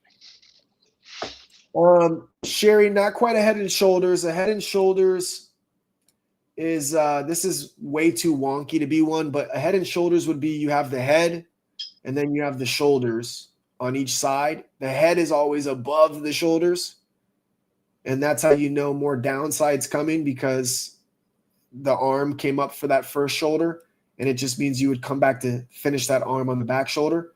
So it's not a head and shoulder. My brain. I saw that happen, and I literally thought that. I was like, no, that's way too wonky to be a head and shoulders, but it kind of is one. Like, as it was happening, as like I mean, you can go on. Yeah, me too. You can go on longer time frames also, just to kind of give yourself a little bit of a better look on some of those formations. Like, you wouldn't be able to say head and shoulders on any frame, so that's how you would eliminate it. And remember, the cleaner it is, the cleaner it looks, the more other traders will trade it. Wow, I did not think of all people to get this would be Roxy's daughter. That's what it looks like to me. Now, for those of you that don't know what bobs are, I'm going to let you use your imagination. These are bobs, okay? All right, then I'm giving you props for calling me out earlier. That was awesome. Hey, bro, I can't believe Roxy, dude. I can't believe she got it of all people, dude. This is insanity to me. This is not her any daughter, when I was talking Bob. about the clothing line, and I said to my boss, I was talking about my real life boss, and she goes, racist. That was so funny now that you said that she got it right. But Bob's, congratulations. Hilarious, bro. Hilarious, bro. Cup and handle, it is just so everyone's clear, we could make a cup and handle here soon. It doesn't have the handle yet, obviously. But yeah, if you're going from this tip here and you actually get a full-blown, test of this weekly close and some retracement back towards this 170, 162, that would be the handle portion of the cup. And yeah, usually you get an upward motion on a cup and handle. So I could see that being the cup so far. Again, with different time frames, sometimes you'll get a cleaner, vision of it, right? So in here we were like, oh, this might be a cup and handle, right? No, it wasn't as clean.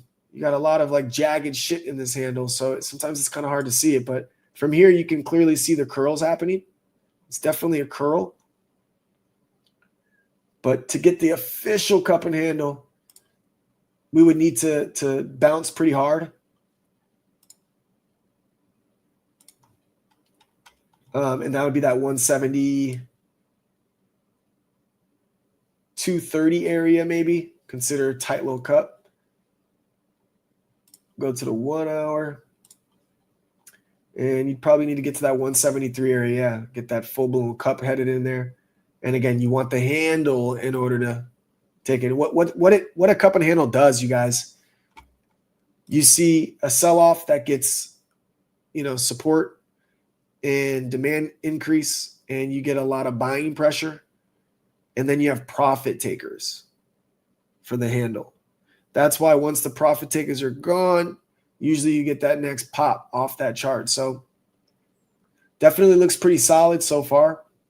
Again, we still have 18 minutes. I want to close above this area so it's easier to chew through this, and I wouldn't mind taking longs if I'm coming down to these zones right here, because now we have a lot more support beneath. Used to be resistance above. Now these are becoming support beneath. Very, very good sign. Good sign if you want to go, if you're a long type of person. For the health of Lotto, we love longs. So we always want those to fight, because as you see, this daily candle today is essentially our daily candle today is on Lotto. And you can see what I mean by how closely you follow your network. You see this red candle of today, and then yesterday you had a red candle as well. But if you look at Lotto, we actually had a green candle yesterday, so it was dope to see us kind of push it up, even though Solana was dipping that day. And then today we didn't have enough buying pressure with Solana dipping as well. It's harder to curl back up, right? Daily candle looking decent. We found support in the midway of this candle. I always look at the back candle to find support at the midway point, and that's where you can kind of see why we keep bouncing off this level. It's the halfway point of a candle, and that's usually the demand, supply and demand area is kind of that middle. If you have enough demand at the middle, you usually get that uptick. We lost the middle of the green, you get the downtick. Right now we're trying to get back that middle, which would be right back above this level, putting us above this level as well. And so far it's looking like a decent little recovery. But we won't get excited until we see it happen.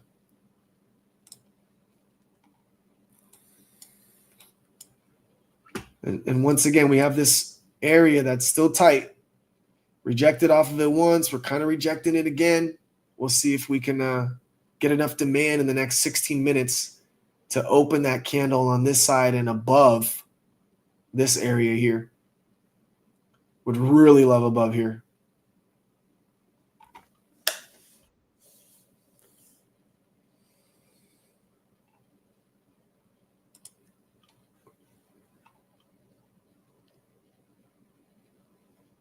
We'll see you later, Nova.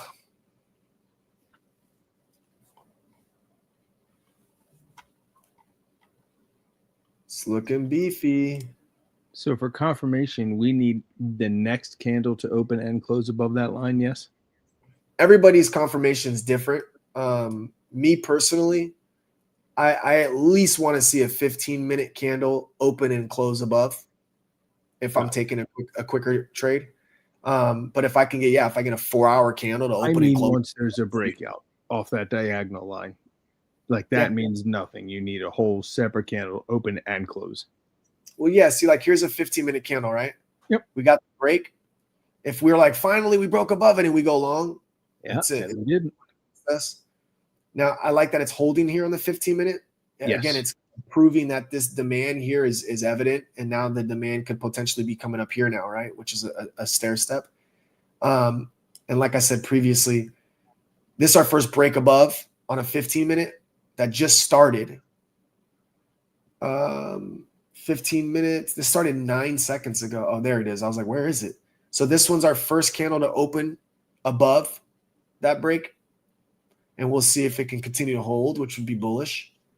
And if it does, I'm going to wait for a retest. So I'll wait for a little bit of a pullback to then go long.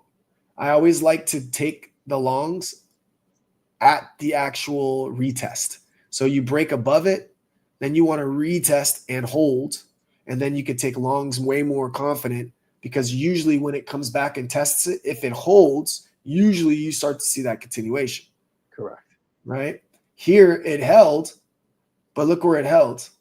Right below it, if you really want to get critical with it. So you got the breakthrough. 15-minute came back and retested.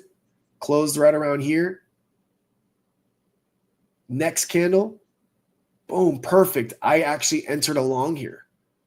Got my confirmation, entered a long. It was also above this zone, this weekly close. So I was bullish, and that's where they got me. What price point was that? 173.13. Yep. That happened to me earlier. Was that earlier today? Or which hours are you on? 15-minute. Yep, that happened to me today. That's where I entered my current long. Yeah, I mean, it happens, bro, but I at least know more times than not when it does happen, it works. So that's no longer a coin flip. It's a higher probability, right? Correct. I'm going to queue up some longs right now to see if we can get our break and hold in an official retest and hold. If we don't hold on this retest, then I got to wait to go long still. But I got 13 minutes to take a long. And that, again, I'll take a long comfortably if it taps this and closes above it.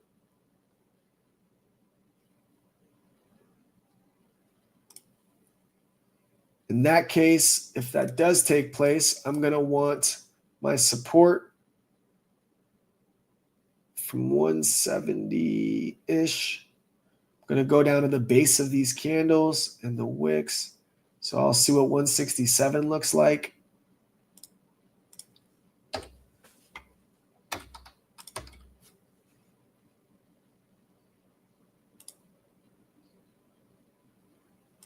So I'd be comfortable taking that at around a 40x in a sense. So one Solana would be like having 40 SOL, almost, I guess, 37 SOL and some change. So every dollar move would give me $37, right? So we get a $5 move, that's 160, 170 bucks. I'll take it. It's like a free Solana, right?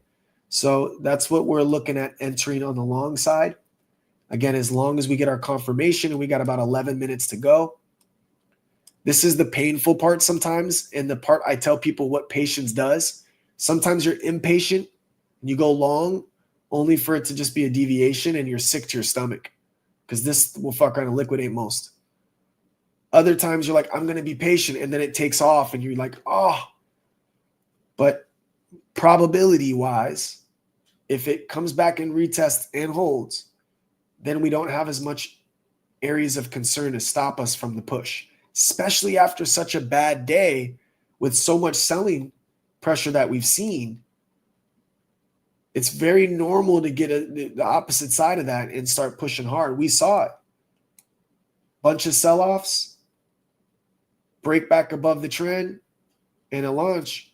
And that's not a little amount of money, dude. That's 184 at the peak from 166. That's an $18 move from the low to the high. Those are the trades with high probability, high reward if they come to fruition. That's why I said earlier in the stream, this might be one of the best setups we can find while we live trade. If it pans out, we eat. If not, we take an L. It is what it is. We don't predict, we just react. So here's your cup and handle too, kind of forming, right? You got your cup and your handle. And so you're going to get bulls that want to go long from the cup and handle. You're going to get bulls that want to go long from the break of the uptrend. You're going to get bulls that want to go long after this humongous sell-off. I mean, this has the potential to be like one of the biggest and easiest trades to identify and to ride with confidence. Again, if it breaks down, it breaks down. It's no big deal. But a lot of good traders would be in this trade, which only gives me more confidence to know I'm not alone on the trade, meaning we should get some volume. And that's the next thing we'll start to look for is the volume itself. Why are my volume bars so low? I don't understand what. Like, what did I do here? I did something recently.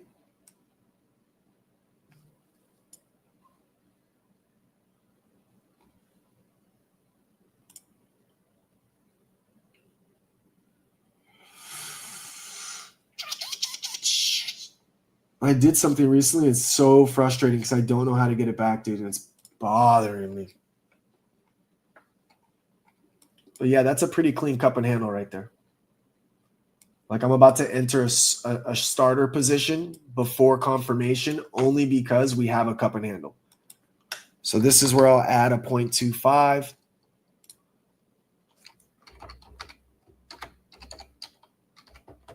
Again, it's early, but it's only a 0.25.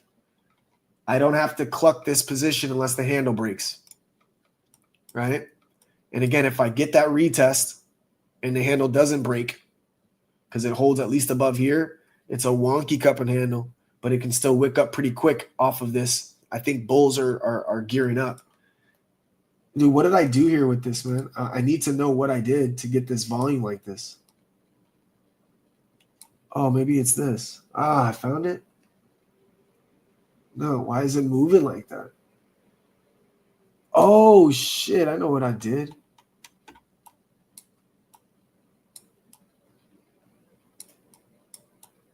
That's what I did. I was like, what is going on? Bingo. It was going to take me forever to walk you through that. Good job. Bro, I was like, dude, something ain't right. Yep, I've done that before. Pain in the butt.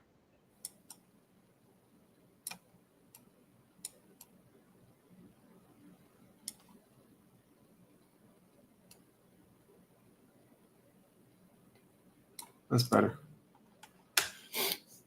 All right, man. We got about 7.5 minutes left, man. I want to stay right around this range. We didn't get our official retest, but again, when you got a cup and handle forming, you might not get the full-blown retest, and that's, it is what it is. We'll take our chances.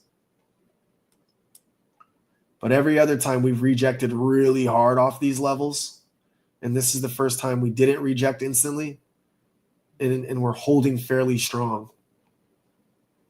Now, reclaiming the resistance back from July of last year on a monthly candle would be also very bullish. And again, we would have cleared all this psych levels, multiple uptrends that were, multiple downtrends that were working against us as resistance. We'll be away from all that drama. And that should put us in a good boat.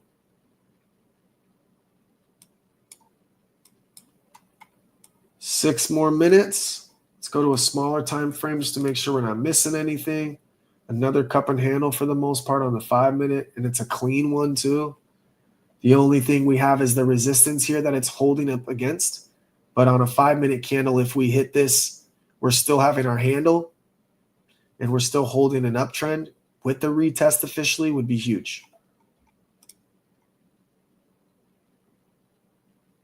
And this is a good thing to show you too. Egon, remember you were like waiting for that candle for your confirmation, and I say it depends. Some people do different time frames. Yes, sir. If you look on my time frame, on a 5-minute, I could have got caught. On a 15-minute, like meaning it broke, got a confirmation candle, a confirmation candle only for it to fail. On a 15-minute, doesn't look the same, does it? Not at all. So I like longer candles personally. Like the longer, the better for me, because I feel like I get more confirmation in those than just a quick 5-minute second. Right? You're not trading on 4 hours. Exactly. Huh, maybe. I know I do all the time, bro, to be honest. Like I look at the 4 hour and I'm like, cool. Like, right, if it closes in 2 hours above this, I will use that for my confirmations and just to make sure I see that everything's headed where I think it is, and I will actually use the 15, that one, to trade off of. Yeah, I think Once all I of have my plan. I think all are really important. Yep. And the longer the time frame, the more secure I am on the trading of it all, because I feel like it's true to form. Haven't had 2 green 15 minutes above this trend line back to back yet. Not once. For the first time in a long time. It's a good sign, man. And once again, like I said, bullish to reclaim this resistance if we hold. Now, remember, I only got a 0.25 in, but I ain't tripping. If it rips to this next level, I'll still start trimming the 0.25. I treat every trade the same, because if I was wrong or it did come back to retest, then I would have added to the position and been okay.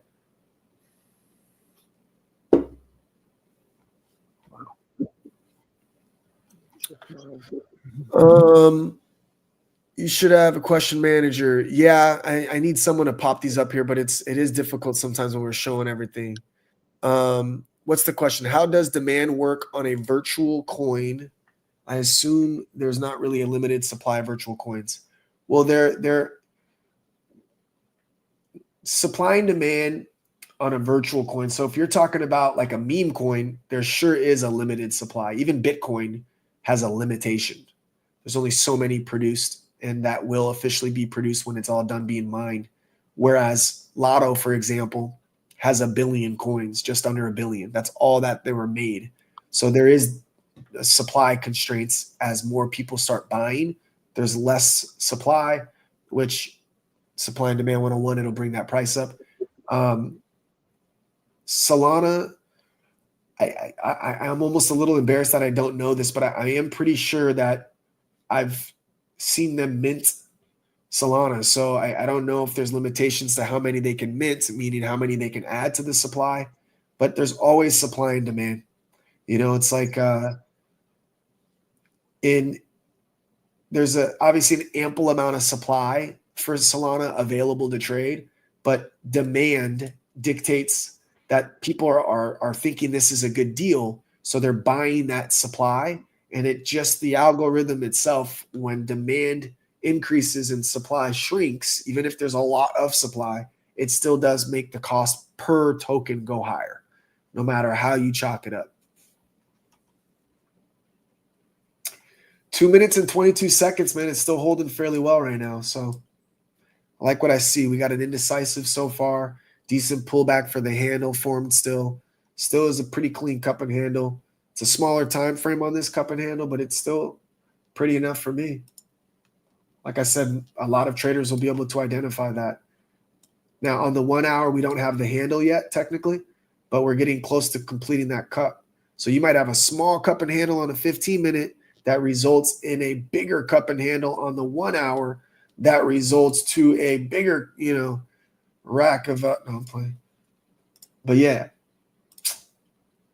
not too shabby. Well, I don't want this. Why I keep doing this? There we go, 15 minutes. 1 minute, 29 seconds left. Let's go, baby. See if we can push past this. Now, I'm going to add to this position no matter where it is if this candle closes above this uptrend. I'm going to do a small amount if it's high and it's not too close. I'll do a larger amount if it's closer to it. And I'll still have that ability to add to it if it does eventually come down and tap, which is why I'm doing such a low leverage to ensure that my liquidation is lower than the low of yesterday's action, which is up until 5 o'clock p.m. today's action technically, but yesterday's action as far as when the situation takes place.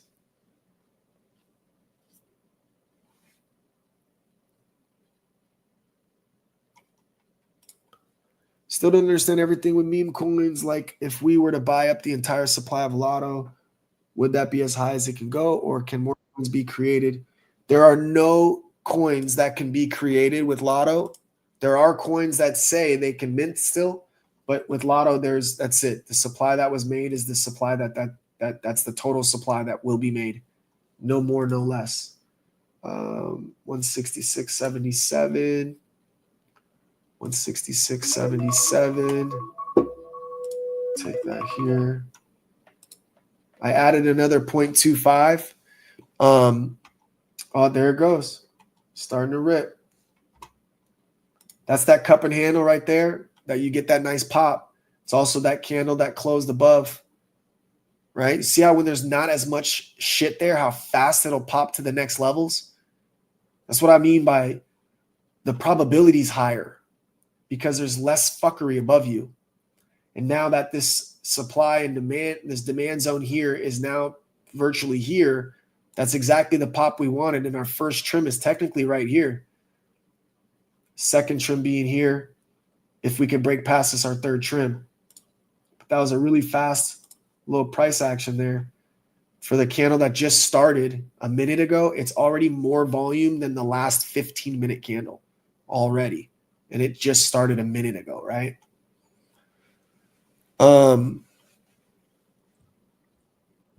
Hey, What's up, Rob? hey, Nova wants to know if I can send her a link to get on mic. Of course, bro. What?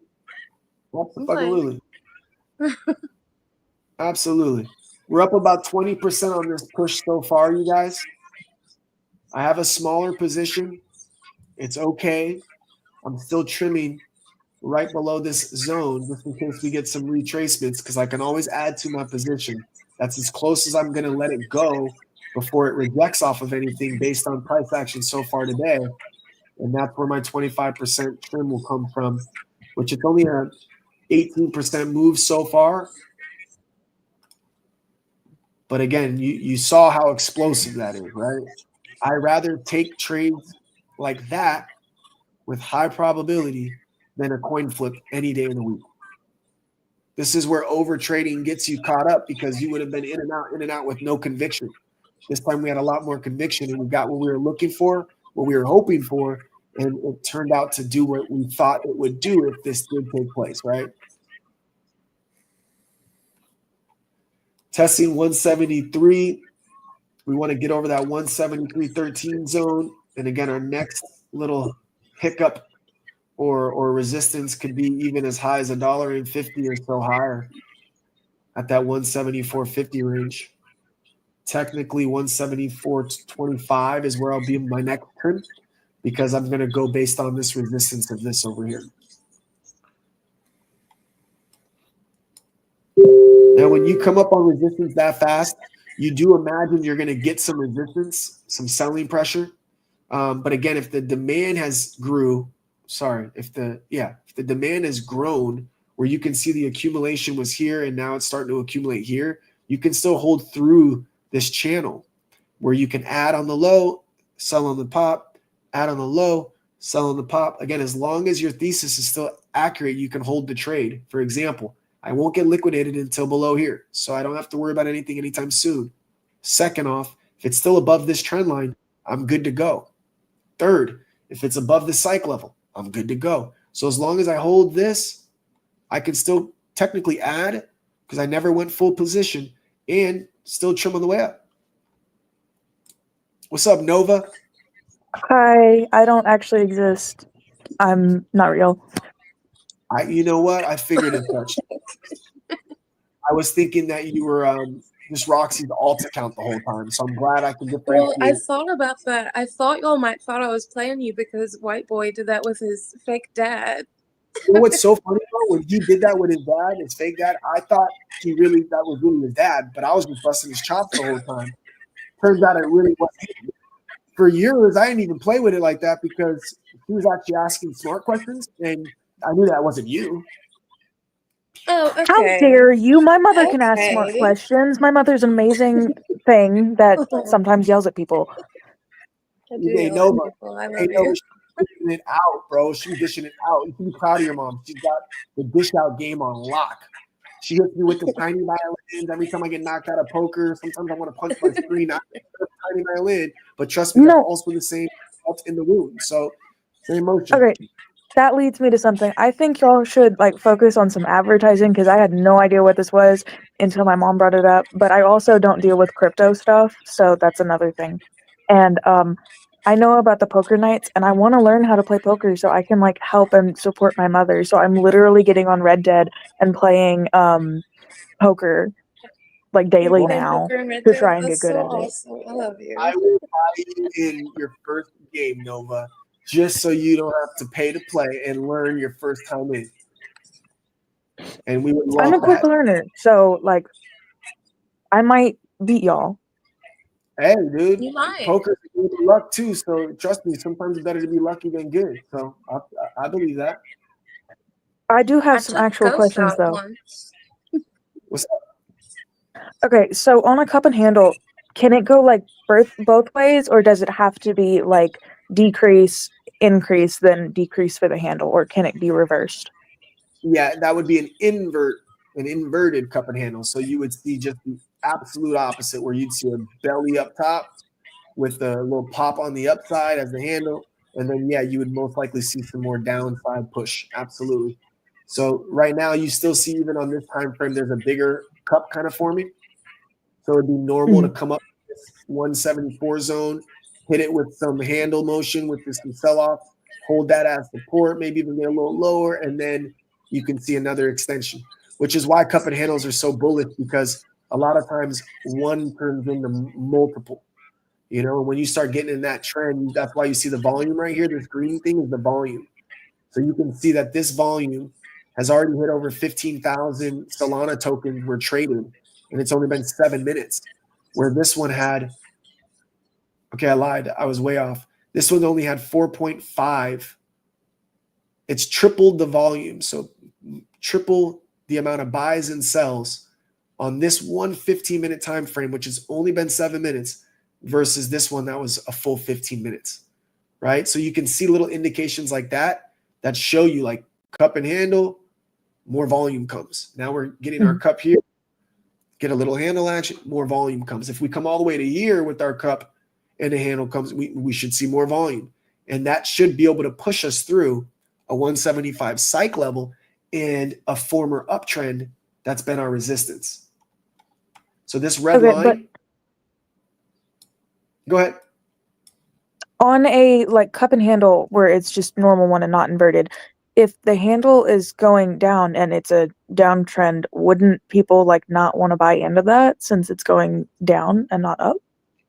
Yeah, so the reason why it becomes bullish is because it's the recovery. So even though we're in a downtrend right now, if you look on this time frame here, we're on a downtrend, right? But now we're curling, we're getting higher highs, right? This is high. So now everyone that was selling or shorting starts to go, okay, I got to take my profit. And then pretty soon no one wants to short anymore because this breakout just took place, which also happened to be in our cup and handle formation. So that's where the psychology shifts, where you were bearish thinking it's going to continue to go down until you get some kind of breakout. And this is a breakout. You have a break above that downtrend we talked about, a close above that started above that uptrend. It's above a resistance level. This was previous resistance, right? And then now the volume starts to come in. So you're getting confirmation all around that there's now more bulls present. Whether the bulls were sitting there and waiting, okay, finally, like I was, or whether those people that were bearish were making money and eventually they're going to do what? They're going to take their profits. When they take their profits, they're no longer shorting it, meaning there's a lot less selling pressure all around. And now that's when you see the turnaround. You'll see the same thing on the opposite angle, right? So you see bulls are everywhere. Well, it stopped going up and started going to the right. At that point, it loses steam because these people are now selling to secure their profit. If they bought here for 167 and sold here for 184, they made $17 for every Solana token they owned. They might have owned 100 of them. So that's like $1,700. They want their profit, right? So they start to sell. And then these people go, oh, I think that's it. Start to sell until the sellers are gone. And then assuming you're in a situation where you've been having like a lot of cups and handles, at what point does it have to be like, at what point does it stop being optimistic for another one and start just being like a really bad resistance or downtrend? So just for full like discrepancy, full disclosure, if you identify a cup and you see a handle, it doesn't always mean it'll continue, right? Most of the time it does, but it doesn't always. That's where people get caught up, is they go, oh, it always goes up on a cup and handle. So they go all in and then they get liquidated, and all of their wins are gone now because they went too heavy when they saw something they liked, right? So yeah, at what point is anyone's guess. In other words, it's never for sure. There is nothing that's 100% for sure. In fact, the market is kind of what I call a paradox, actually. It's never, ever the same always. It's never, just because it worked 10 times doesn't mean it's going to work the 11th. It's literally a paradox. So to answer your question, you're going to play the cup in the handle forms. You're going to play that long every time. And if you do the same amount every time, in the long haul, you're making money. I know people that only trade cup and handles. Literally, they won't trade anything until they see a cup and handle. And 6 or 7 out of 10 times, they're correct. And because they do the same amount each time, they're net profitable. Right? Just like there's people who only play when there's an all-time high, a test of the all-time high, they'll scalp it every time because there's always a little bit of a pop if you break that all-time high. More times than not. So you only have to be right 5 out of 10 times, 4 out of 10 times. Because if you're right 4 times and you're wrong 6 times, and you're putting in the same amount every time, but you're protecting the ones when you lose and you're only taking small losses, the 4 times you were right will outweigh the 6 times you were wrong. That's what's cool about trading. It's about compounding your gains, and it's about preserving your losses. As long as you're not taking huge losses and you're sticking with strategies that work for you, you should be profitable. And as long as you don't extract money and start playing with it elsewhere, you should be able to build your portfolio, meaning get a bigger snowball. And at that very moment, you can start to increase your position size. Now, the problem with most people is they increase their position size too quick, and now they're nervous when they're in these trades, so they don't think properly. But if you slowly increase your position size, as you're slowly increasing your portfolio size, you shouldn't get too emotional. And if you do, you just go back to a smaller position until you can ensure you're not emotional. Yeah, you have to do everything in moderation. Like, don't let it stress you out. Don't let anything stress you out. Yes. The only problem with when it's your money, it's sometimes a little easier said than done because it's money and you're like, fuck, I needed that, you know? So well, that goes back to what you were saying earlier, where like you're not encouraging people to like leave their jobs immediately to like pursue full-time trading, so that they're not like fully depending on this like sometimes reliable, sometimes not form of making money. Exactly. Not to call it like unreliable, but no. It's a fact, right? It's a paradox. So it's not.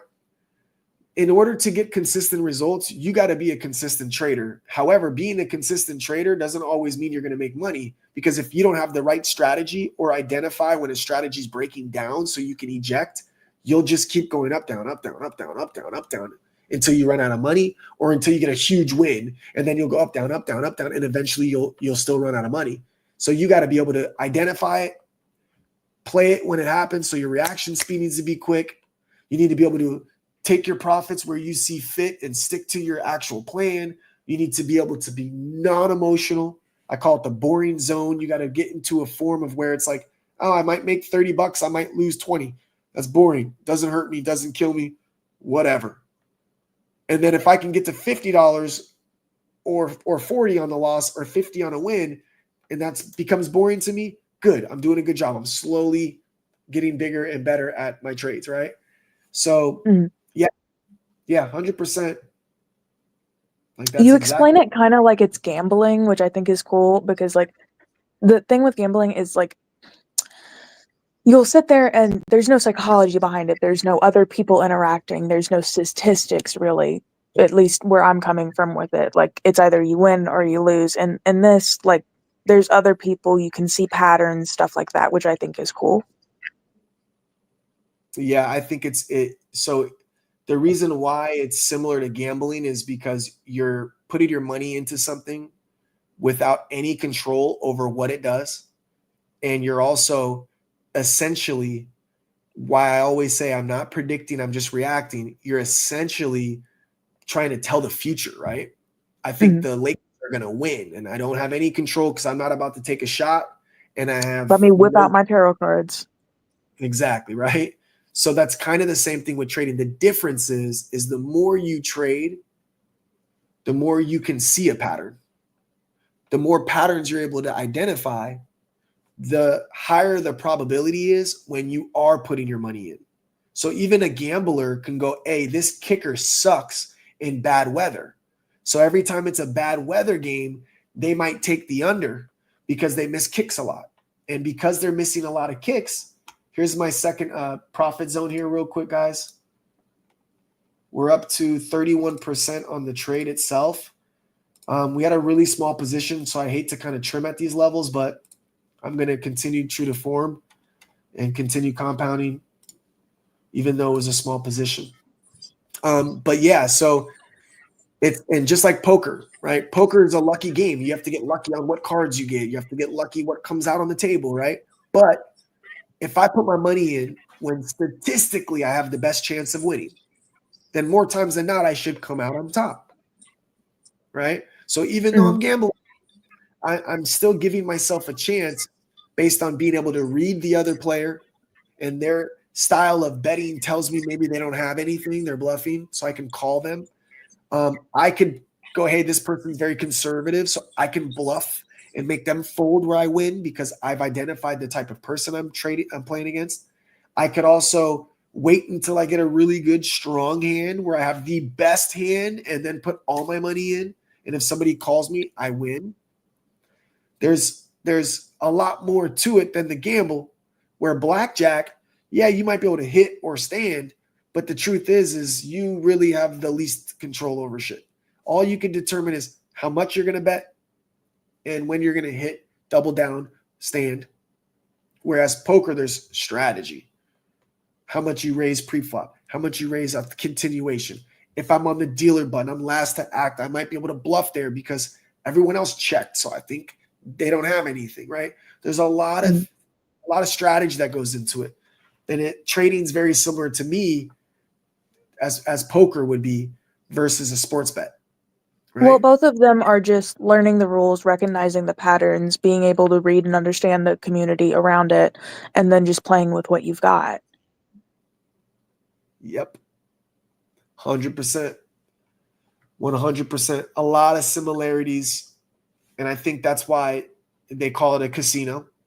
Oh, it's open 24 hours a day. It's a casino. That's what they refer to as crypto.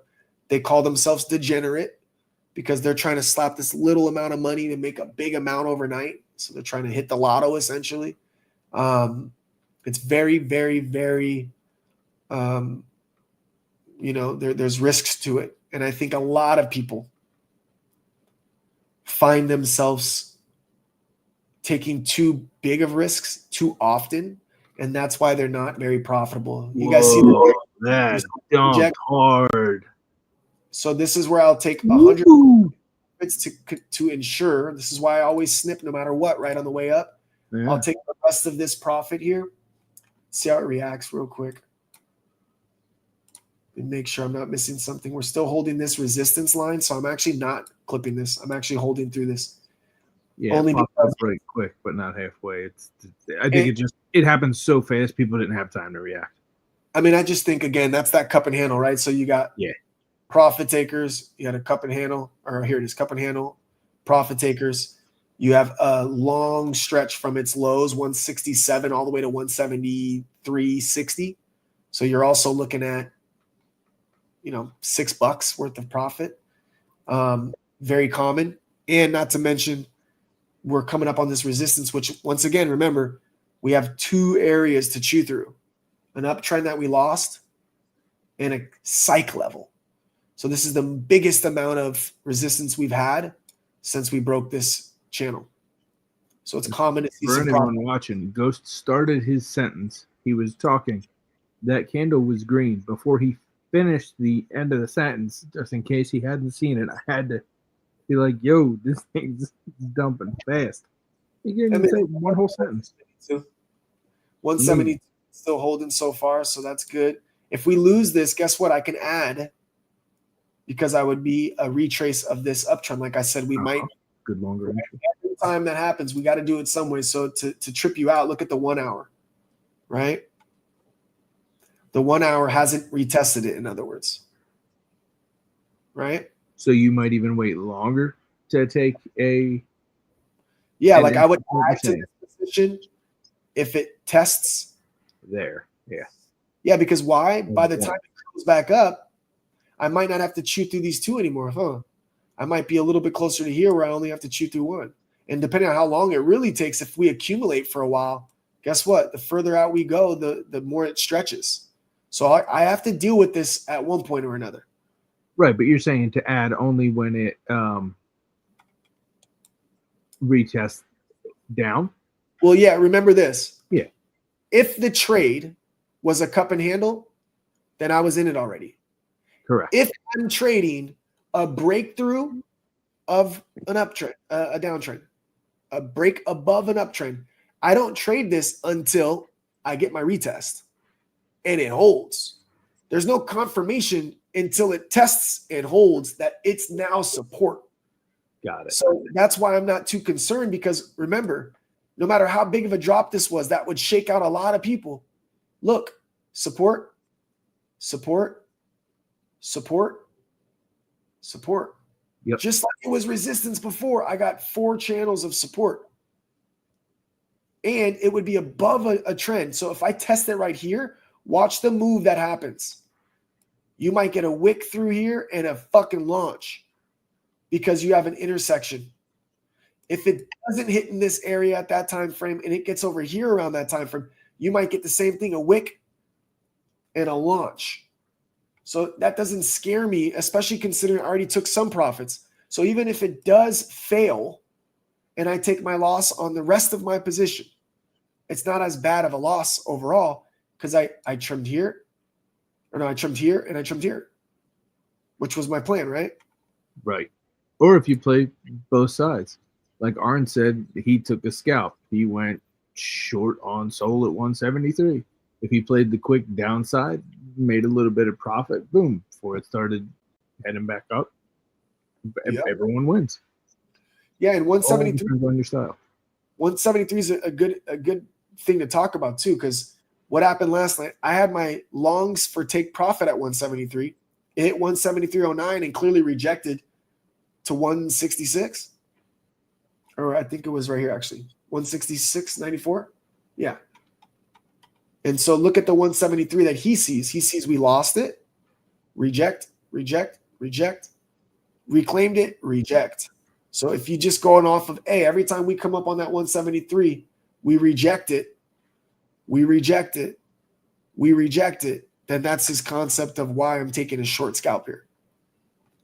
Every other time we're rejecting it. Therefore, if that happens again, I could benefit off of it. Why I'm not taking it personally is because, again, we have all of these supports here now. They used to be our resistance up here, and now we have our support up here.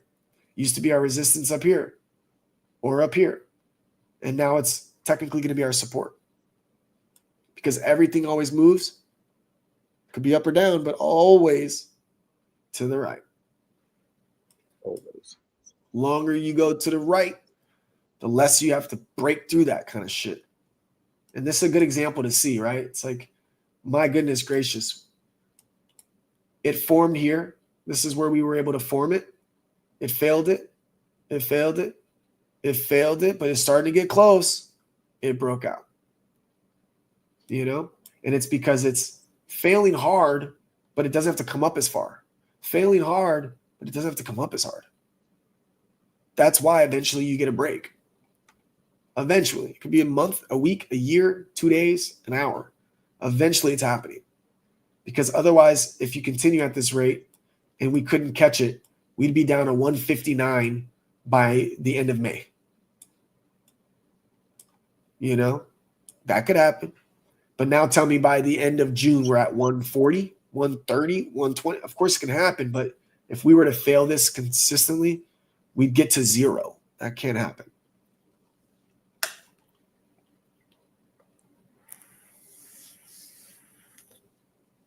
What is that, an hour candle? Yep. So small on my screen. I'm trying to read the comments. Yeah, we got a cup formed on the 1 hour now, right? Clear cup. Yep, clear cup. And then in 34 minutes, we can get our handle essentially starting. It could be maybe up here where it starts to do the handle. I mean, anything here is your cup formation, or again, anything at this level could be your cup formation. You can't just jump in a cup though, because you're like, hey dog, it's a cup and it's going to be the handle next. You got to wait for the confirmation. In this case, the confirmation would be the handle, because otherwise you take a long here thinking you got your cup, and what would the handle do? It would bring you back a bit. And then taking that handle would be way more advantageous here with either higher leverage with the same liquidation price, meaning a dollar move gives you more bang for your buck, or you're able to do the same leverage but have a lower liquidation price if you're patient for that confirmation. Plus, a cup that breaks down, because let's say 173 is just its true resistance right now, you would never have gotten a handle. Therefore, you shouldn't have been in the trade. That's where people make a really big mistake, in my opinion, is they're trying to be first in the trade versus getting confirmation and joining the trade. I think for the highest probability, you can't beat them, join them. I'd rather join the trade. Low probability means I'm trying to be in there first. And that's what catching the bottom is all about. Oh, they're going to find it here for sure. No. Oh, they're going to find it here. And you can see, look, see all these intersections? And you tap it, look at what it does. It comes all the way back up to test. Right? Intersections are, I always tell people don't have them enough, in my opinion. But intersections are huge, because this was resistance. We couldn't hold it as support until an intersection came. Then you bounce off of it and it becomes support. That's what boosts that move, right? Same here. Can't hold support here. Lost it. Intersection and support. Boom. You test the uptrend. Further away you are from the uptrend, the bigger the move you have a potential of, right? Woo! Yeah, look at that. 31%. Oh, snap. I gotta go take the trash out. I'll be right back. Yep. And same here. You lost the downtrend, resistance, tried to reclaim it.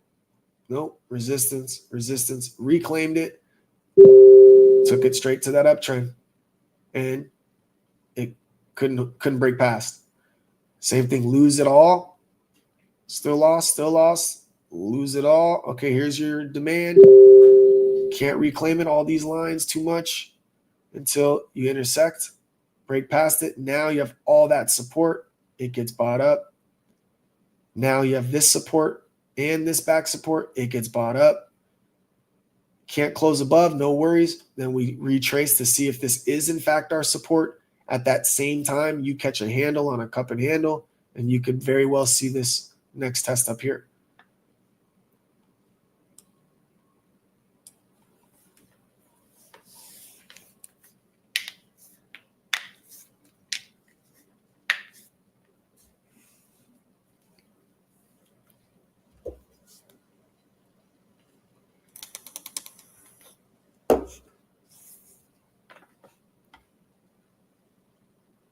So we got 30 minutes on the hour, which means our 15 minutes should be getting close to closing. See that? That's why you don't panic when we got a lot of that support. I almost clipped it myself just to preserve the profits, but I'm like, wait, hold on. I wanted to add to this position. There's no point in clipping just yet. We got support everywhere now. 11 seconds. If we can't close over here, the bulls can't close us above here, then that's where we get our handle for the retracement, guys. Bulls couldn't close it. So I would imagine this next candle maybe come around here. It could take halfway point, which is 172.20, could be 172.50, but I believe it's going to try and get some sell-offs, get some type of support. Could be the blue, could be here, and it could launch. I'm going to be very patient to add to this one. I want to at least take it down to this region here first and hold that support before I add. And I would also like to add a second time if I do get this test of the uptrend, even if it's way down the line at that 170 intersection, I'll play the bounce off that. So we still got this as our resistance, that 173 where Arn was playing shorts at, which was a great trade, by the way.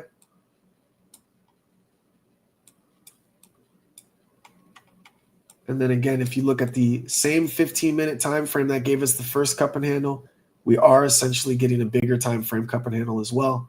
Even though it's been bought up, it still has somewhat of a handle.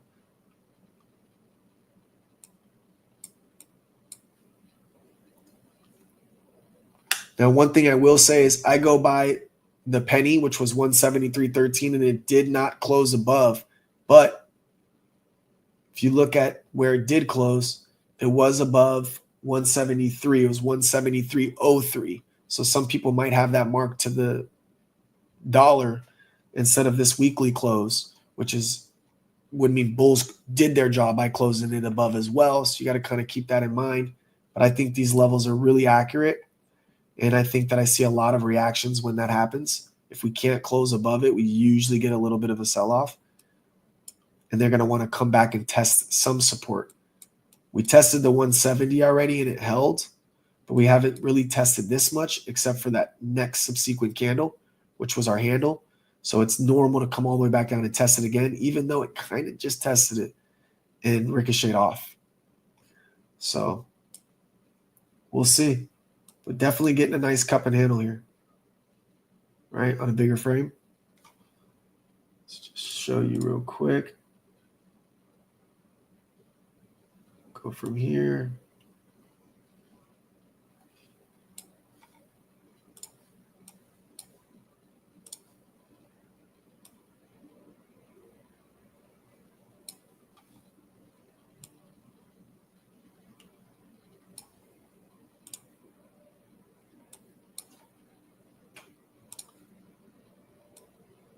And then remember what I always try and say to you guys. The clearer the cup and handle is,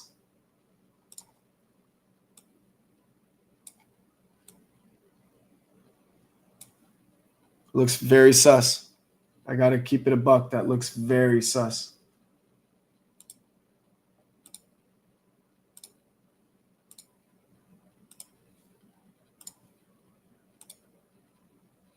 Can I get an eraser done?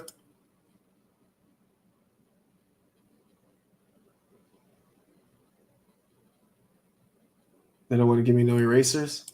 Let's fix this a little bit then. A little bit better. So that would be your cup and handle, right?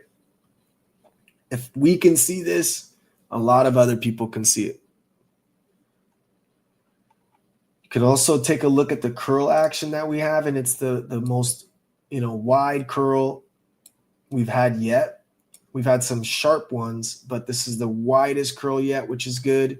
That means there's been some consolidation in the midst of it all. And this area right here that couldn't get over this level, it's still fairly close. So that's going to be the most difficult piece to break through. But if we can, once again, we have nothing in our way to continue stacking, which, believe it or not, we've seen some shit before where it all of a sudden touches that high of yesterday or day before type move. So we'll see what's going on. Once again, volumes picked up significantly, showing that we do have a huge demand zone starting to take shape, which I would imagine above this area, it's going to be super strong, which means other people would probably suggest the same. Therefore, anything in this area is a good deal now, especially considering you kind of already have your handle formed. It's a small one, but you still have it. You know, the profit taking still was there.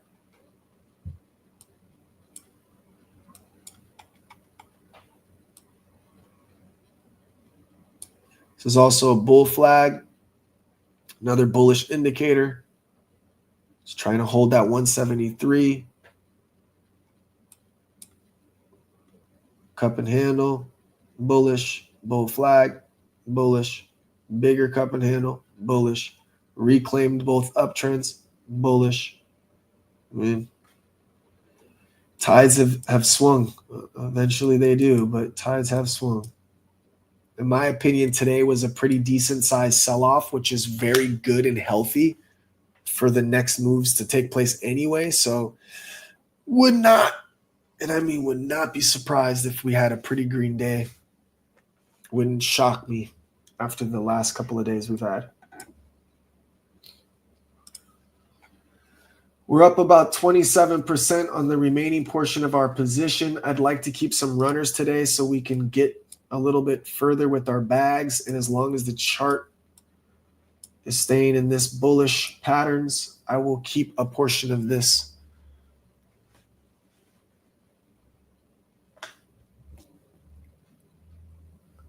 That's okay, Paul. That's what you got to do, bro. You had your stop loss set. You made some money. You didn't get greedy. Yes, a win is a win. You take those wins, they stack up. As long as you preserve your losses, you're going to be all right. Because we know we're going to lose. I always tell people, man, don't be your harshest critic. Don't judge your trade just because it was a green trade. It means it was a good trade. Or a red trade was a bad trade. That's not how it works, man. A good trade is you had a plan. You stuck to your plan. Your plan was executed. And you win, lose, or draw. Like, that was a good trade. I saw the pattern. I played the pattern. And that was it. It turned out green so far, but that doesn't make it the good trade. The good trade is that I stuck to what I was going to do the whole time. That's what makes trades good, in my opinion. You had a plan. You executed your plan. Win, lose, or draw. If you're doing that and you're not profitable, then your plan is just, it needs to be adjusted. Like if you're actually, here's the strategy and then you're executing it and you just don't see profits, then it's just a matter of your plan not being up to par. Whether it's you're not taking profits soon enough, like the strategy could be good, but your plan's wrong. Meaning good cup and handle to play, but you got greedy and you didn't trim yet. Then when it finally dropped, you got scared and you sold and you only made $10, right? That's the type of shit that happens all the time. I had to remind myself because I was talking like, hold up. I'm saying I'm adding here. Why am I going to sell all of it if it does this then? What's the point? I want to add here. My liquidation isn't until below here anyway. I have time.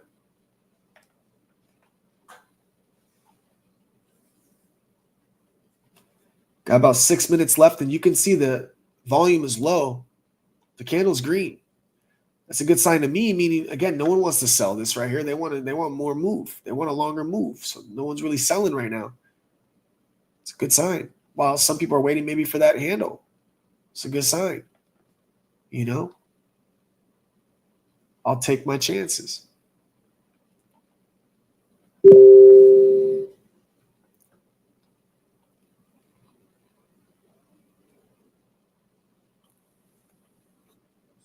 I think I'm gonna hold my long overnight. I if you added go to to it, now, so that if you I added to sleep, it earlier. okay. What? Sorry. What's your liquidation? 162.60. What do you got? Like a 15x, 20x? 19. Perfect. Yeah. I mean, you got a lot of wiggle room, and this has really been the supply. The Yeah. demand's crazy, so it feels like a safer play in the long haul. I would still, if you're going to be up a little bit, still make sure that the chart's still in a bullish patterns and shit before you go to bed. Otherwise, you lose a lot of the profits that you do have now, right? Yeah, I'm gonna take some before I go to sleep too. Yeah, and when I tell you, dude, putting the take profits in, and now that you can do partial profits, that's not a bad. Yeah. That's never a bad idea either, dude. It could be like 174, 175, 176, or 174.80, 175.75. Like you could still put little pieces in there like that, where you wake up and two of them sold, but one's still active and it's still bullish and it's so far away. And you're like, ooh, nice. Now when you add, your liquidation won't come up as high, even if you wanted to raise that leverage of yours, you can too. Yeah, I'm so glad they implemented that. Me too, bro. Oh my god, bro. I was like, I don't understand. Why can't we take partial? It's crazy, bro. I used to have to set up like 4 wallets. I'd do a long on all of them. The liquidation would be a little different on all of them because by the time I'd get to the next wallet, it'd be a different everything. It was like, fuck, dude. But I used to love waking up though and like first wallet, gone. Yes, it hit. Second wallet, gone. Yes, it hit. Third wallet, ooh, it's still there. And we're bullish. Let's go. Or vice versa. I used to love that too. But now I'm like, bro, this morning I woke up, I was like, no fucking way. It literally hit 173.09. My take profit was 173 and it didn't clear. And I was like, that's sick because I got off of it. Yeah, bro. I don't know if it just hit so fast that it doesn't process unless it's above that range for a couple seconds. But that was the first time. People have said it before.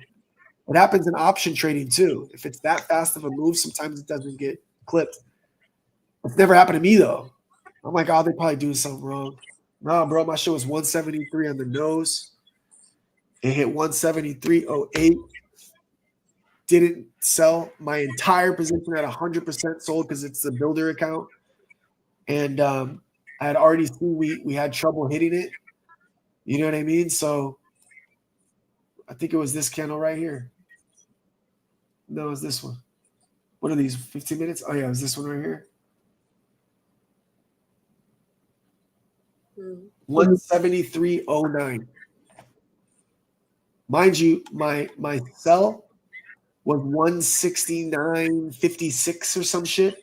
So it didn't hit here. This was 169.81. And this is at 1 in the morning. So 169.81, it wouldn't have wiped me out. I had 169.56. Then you can see clearly it hit 173.09. It did not push me through at the 173. And then it came down and liquidated me over here. I was like, that's foul. Bless you, my love. Did you take a nap? Yes, sir. Slept like a little angel or what?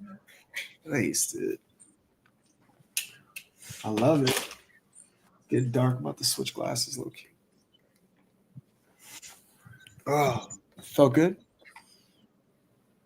Did you have any dreams? No? Boring. No, no dreams. Busy listening to music, movies was being in the background. Oh, I love it. Open my reference. Here's our handle, guys. That's a beautiful cup you drew. It's good. See how it's 3D and shit? Yeah. I had lines over here, though, baby. It looked so sus, bro. I had to add these lines. It looked so sus. I was like, what the fuck? What does it look like? Just use your imagination. It is bad, bro. Fuck, it's a U. A cup. It's a cup, dude. I know, but I'm saying these lines. I had to add these because it looked sus. I don't see it. I'm not seeing anything. Well, I guess you just want to see that. Wait, what do you mean it looks sus? Yeah, I don't see anything sus at all. All right. Well, let's maybe it was me, guys. I don't get it. Maybe it was me. This whole time, maybe it was me.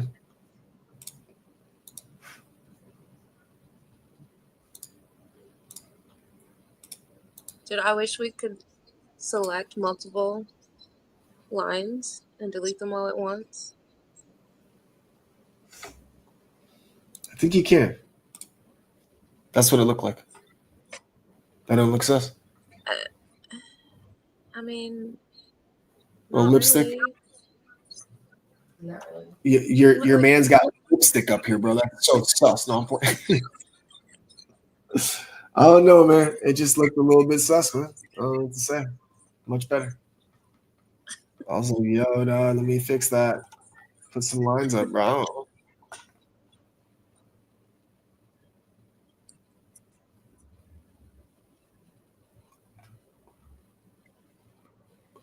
Arn, which one is it, man? You said you might see 180, and now you're saying you might see 170. Which one is it? Right? Could be this, could be that. That's a good enough handle. It's a good enough handle for me.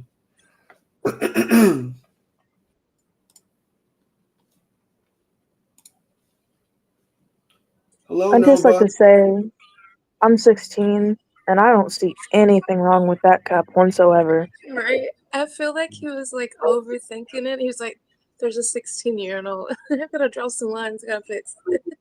Yeah, dude. And then wifey came out. I thought she'd laugh, but she woke up from a nap, so she just didn't really have any. Her laugh was broken. Guess so. Guess so. Hey, man, this is a good cup and handle, guys. For real, I think we're ready to go. I'm not playing. Super strong. Support's looking healthy at the 172.50.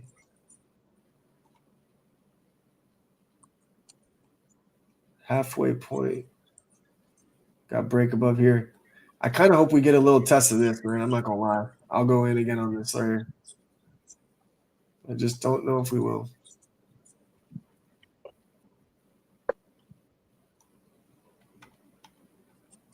All right, so y'all know my levels. I'm adding here if we get a chance to. I'm adding here if we get a chance to. I'm adding here extra hard if we get a chance to.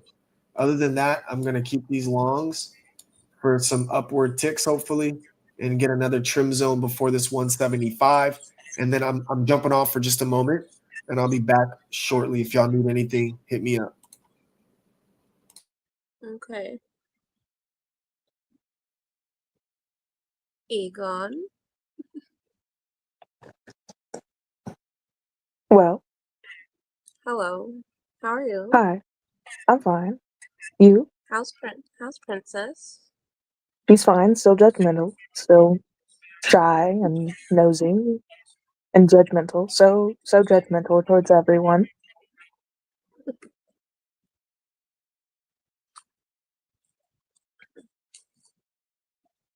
But she has stopped beating the shit out of Sora, which is lovely. Who was beating the shit out of Sora? Princess. Oh. Yeah. Dude, what? She likes her breed? personal space. What breed of cat is she? I have no idea. Like, Because I'm it was the serious. cat hoarding thing. Yeah. She feels like a chinchilla. Like, I've never felt a cat that's that soft. Even like a kitten. She has like multiple layers of fur. It's weird. Yeah. I feel like she's a special breed. What if she is half chinchilla, half cat? That would be weird. Yep. Arn, what are your eyes about? If you have something to say, Arn, why don't you come up here and say it? Arn never gets on voice anymore. He used to way back in the day, but now he doesn't. Well, he put the eyes in whenever like we started talking about the cats in the first place and when Ghost left, so it might be about that. I'm just fucking with him. I don't know, man. I'm just here. I still don't really understand what's happening. I'm just bullshitting my way through It's it. a lot. It's a lot. I started like writing notes and I have 5 pages. Still don't have an understanding. If you go on YouTube and look up how to read charts. I think that would be the best place to start. Yeah, but then that's gonna screw up my algorithm on YouTube, and I really like where it's at right now. That's true. I make a separate account when I look up random shit now. Yeah, but I have so many emails already, and I just don't want to. No, but I'll show you some stuff someday too. But I'm not a good teacher. We all know this. And I'm It's better still than learning Ian. too. At That's least you're not probably gonna stick true. me in a truck on a random road and be like, "Go." Yeah, we're not gonna do that. I think we'll go to the see how the Tinseltown parking lot is. I think it'll be Okay. pretty empty on Sunday. And do some Well, driving there. for everyone here, does anyone have any good news or good things to share? I think Egon's doing something. Massimo's probably most certainly asleep. How Motown is wonderful. probably asleep. I usually just go mute when Ghost walks away. Well, now we can talk about random things. Yeah. What do you mean, Arn, for you with videos?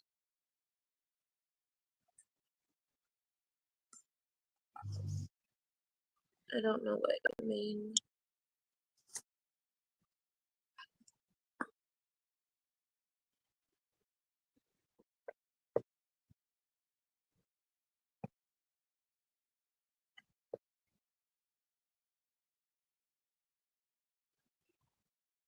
No, I mean like things that like I'm getting a haircut next week. That's a good thing. Not water.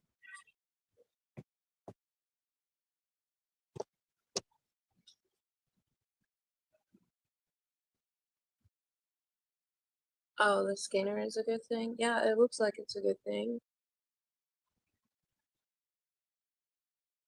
He found something that shows him where to take trades, and it looks really good. That's nice. It's fucking expensive though. If you actually use it though, I think it would probably pay for itself.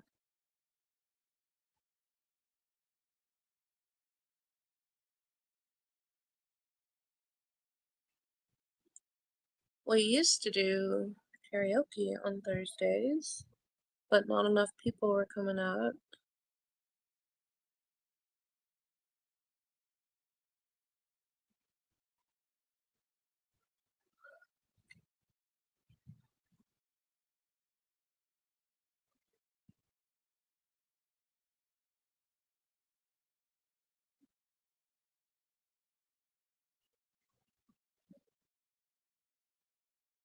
Oh, I can't pull you up. Only Ghost can.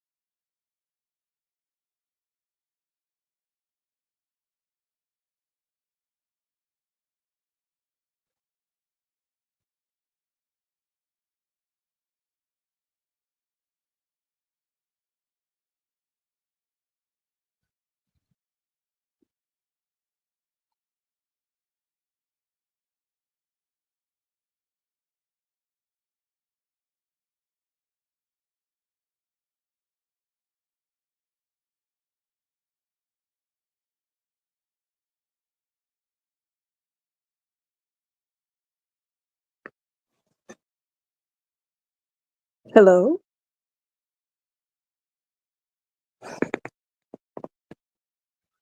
Hey, did they pull you back up? I guess so. That's weird. I don't know.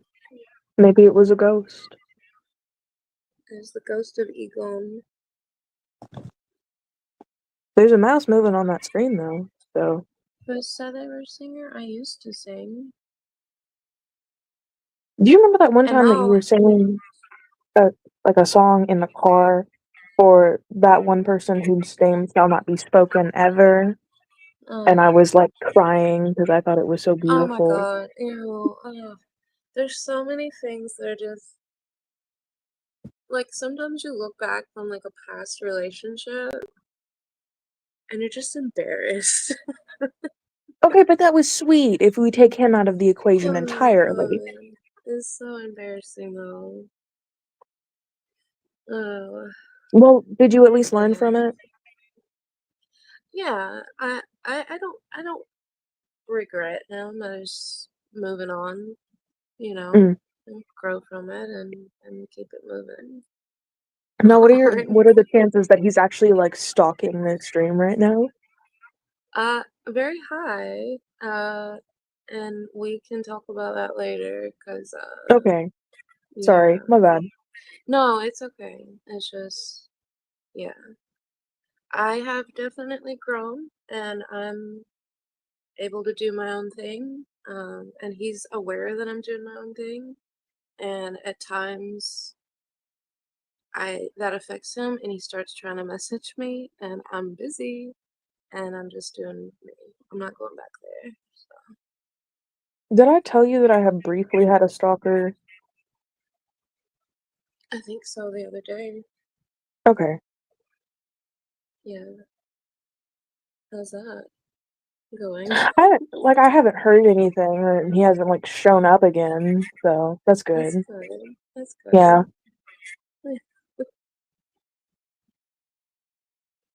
Aren't you the stalker?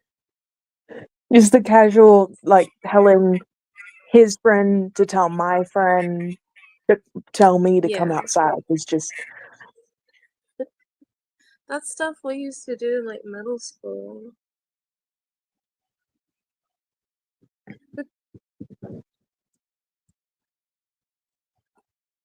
Not like in a creepy way, but in like a, hey, go tell him this, you know, because you're too shy to do it yourself or something.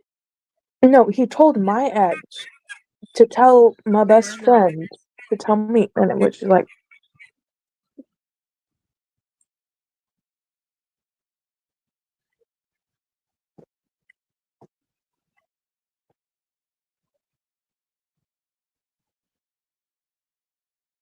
What is a BTCC? So we're trading on a site called Jupiter, but there are other sites that let you do perps, and one is BTCC, and Arn desperately wants me to trade on BT. I downloaded it one day, and I used your code that you put in Tiki's Telegram, but then I uninstalled it, and I don't remember why I uninstalled it.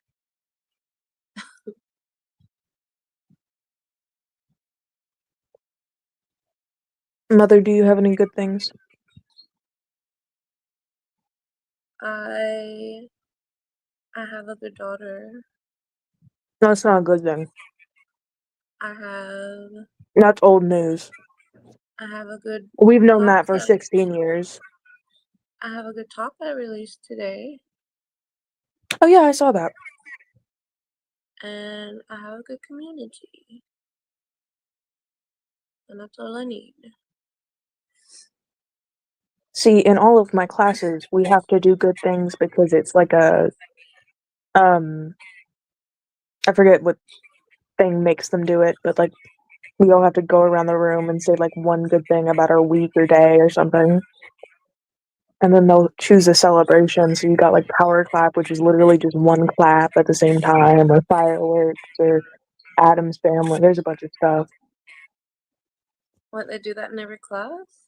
Yeah, they're supposed to. We're also supposed to have social contracts, which are just a little weird. What are those? At the beginning of the year, like, we all have to sit down in every single class for, like, a full day and write out a list in every class of, like, one of them will be like, okay, so we're gonna be respectful and we're not gonna kill people and, like, we're gonna be nice to each other and communicate and, like, the golden rule and, like, clean up, be accountable. And then we'll all sign it like a contract.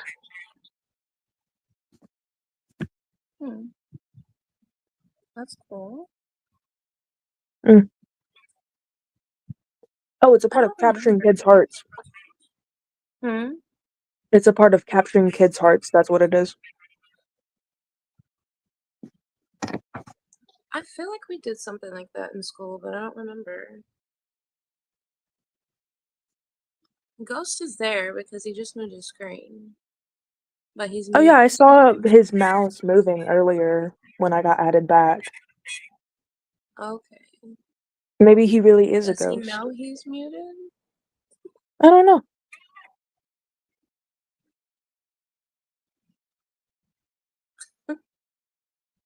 Maybe he's gonna start drawing more sus things on it. I still don't see anything sus. I Like, don't either. I you see and like a I, we would see. no, like we immediately thought of Bob's, and I'm gonna keep calling it Bob's because I think it's funny. But no, it kind of looks like a seahorse. Do you know you're on mute, Ghost? Oh, he's on a call. Oh, okay, that makes sense. That do be making sense.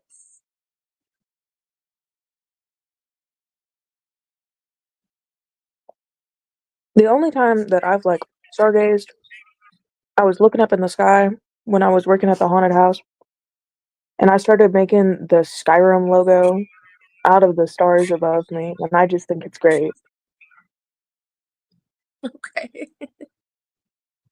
Did you say that you played Oblivion? No. I thought you said that. Maybe it was Tyler. No.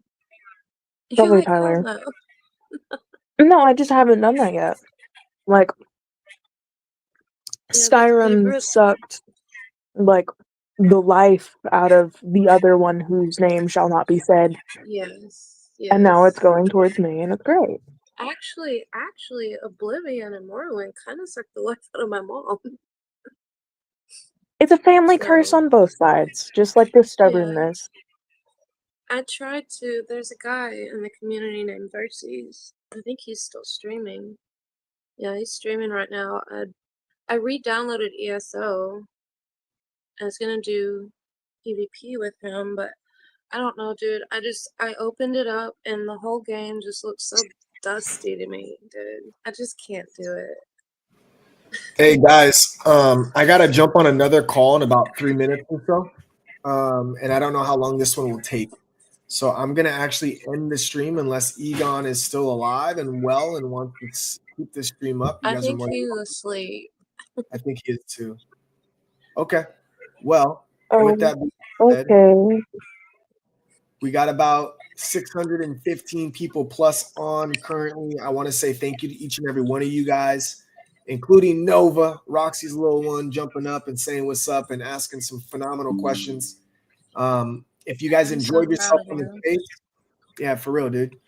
If you guys enjoyed yourself on the space, man, please do me a solid, repost it, quote it, like it, reply. Same on all platforms. Of course, we're on YouTube, Twitch, and X. For everybody that's helped put together the images in the background and running Twitch, aka Roxy. Everybody that's got their hand in helping the community, including the community members that bull post 24/7 and rock with us to this day. I just want to say thank you. You said what? I can help. Oh yeah, no, dude. I'm sure Roxy gonna help us figure out exactly what we could do because you're definitely on it, and that's a beautiful thing. We appreciate it for real. I genuinely appreciate it. Yeah, we'll be on live tomorrow. Is Friday, best day to be on live. That's where we play our poker tournaments. We'll do the same thing. We'll jump on around 5 o'clock ish. We'll do some live trades if they present themselves to us. We'll recap, price action for the day, help the newbies out, teaching them the fundamentals and the basics to trading, give them some insight. And again, if you enjoyed yourself, man, it ain't too late to share it and get those individuals to at least come tap in and watch a replay. We're still in longs. We have a small position left. I think it's about 18% in the green. Our one soul is at about 1.34. However, if we were to sell this position here, we'd probably be closer to the 1.6, 1.7-ish range. So we're still looking good. Without all that crazy lines, you can see we've been stair-stepping pretty good, which is good to see. It's been a while since we stair-stepped. You can also see a very easily visible cup and handle, which could potentially push us towards that 175 marker. There's a little bit of resistance here. We have this looks like support of used to be support right around the 174.50 range. And obviously once it lost it, it's been its resistance ever since. So we got a few lines to chew through here, which will be a little bit difficult. But if we can chew through them, we got a pretty nice, free range without too much cluster here. We've already retaken the downtrend, not only the current downtrend, but also a previous downtrend. We've already taken out that psych level, the 170 range. We've reclaimed the monthly resistance back from July 24th. And if you go to a longer time frame, it looks really healthy on the 4-hour.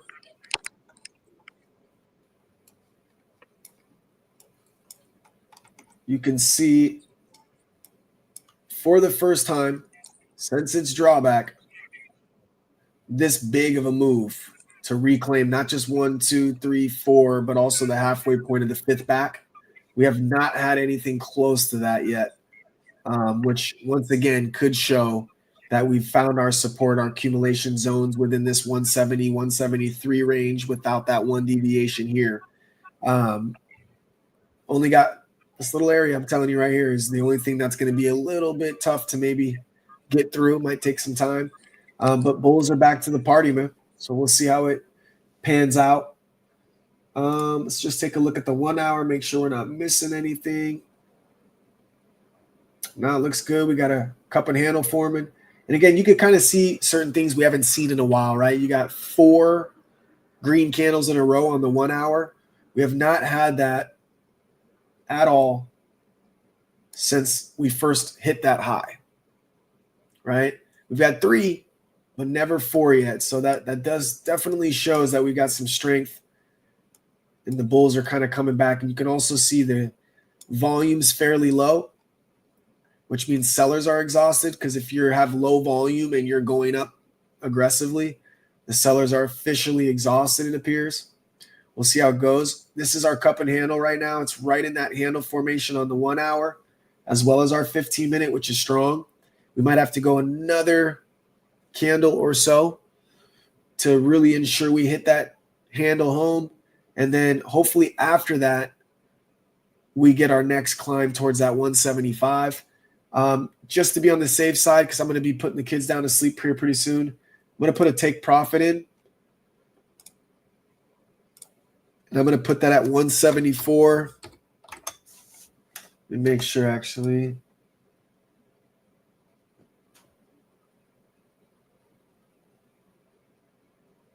So I'll go 174.50. We'll go 174.30. 35. It's about as high as we could probably get conservatively if we do get that retest, which would be 46% on our remaining play, which is not too shabby at all. And we're going to do 100% of it, so it's a full take profit, 174.25.35. For stop loss, I'm not going to let this one have a stop loss. Just don't see the value in it. It's only about $50 worth. Our profit zone is right around this area here. Yeah, I don't see any reason to put stop loss. So I'm just going to put a take profit just in case it does You know what? Let's get frisky, guys. I'll do 75% at 174.35 and keep some skin in the game. Oh, I did USDC. Cool. Do I do that all the time? I hate it. I hate it, dude. I'm gonna have to swap it and fix its fees and yeah. And it's not even letting me take it either. See, Partial.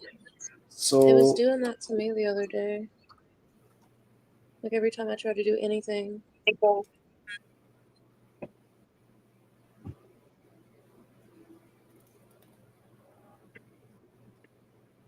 this pending approval bullshit.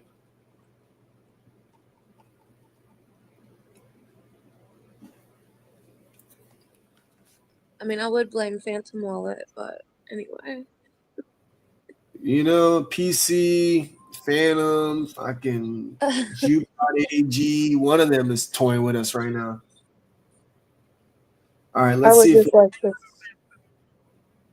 Oh, I know why. If I do a partial. No, yeah, I did 75%, no? All right, let's try this.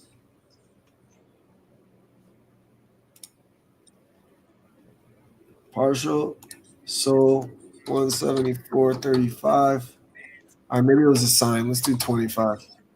We'll do 75% of it. There we go. That's the handle for me. This is where I wanted to actually add on that handle, but I'll wait and see if we get one here instead. That's it for now. Cup and handle still in motion. Maybe have to wait another hour or so. Hopefully not. See if we get our breakout. This next 48 minutes will be telling. Yeah, it looks good, man. It's a decent recovery so far. Looks like we reclaimed our mean here. That 450K mark is our mean. We'd like to get back above that and then see if we can get back up on this trend line and start pushing to that upside again at 7.5, 750K, 800K market cap, because we want that milli back. Once we get that milli back, we ain't giving it back. I'm going to tell y'all right now. Oh, this looks so clean, man. What is this, 15 minute? Oh, this looks so clean. I'm gonna probably put one in my main wallet right now. Because that's a reversal signal right there, right? Those three in a row. What? Good morning, Right there, Angel. that. Yeah, sorry. Yes, I had to take the trash out from the east wing. Yes, the butler was so See, busy. yeah, I took the trash out like an hour and a half ago. Yes, yes. Oh, that was the him? driveway is a mile long. Yeah. That red, green, red, John ski. These? Wait, does that mean that the stream is ending or no? Yeah, I'm gonna end the stream here unless Egon wants to keep it up, of course. This is just a longer frame.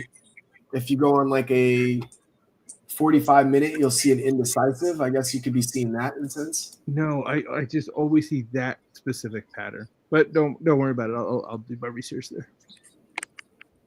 Let's see if we do a 30-minute. Maybe we can see it.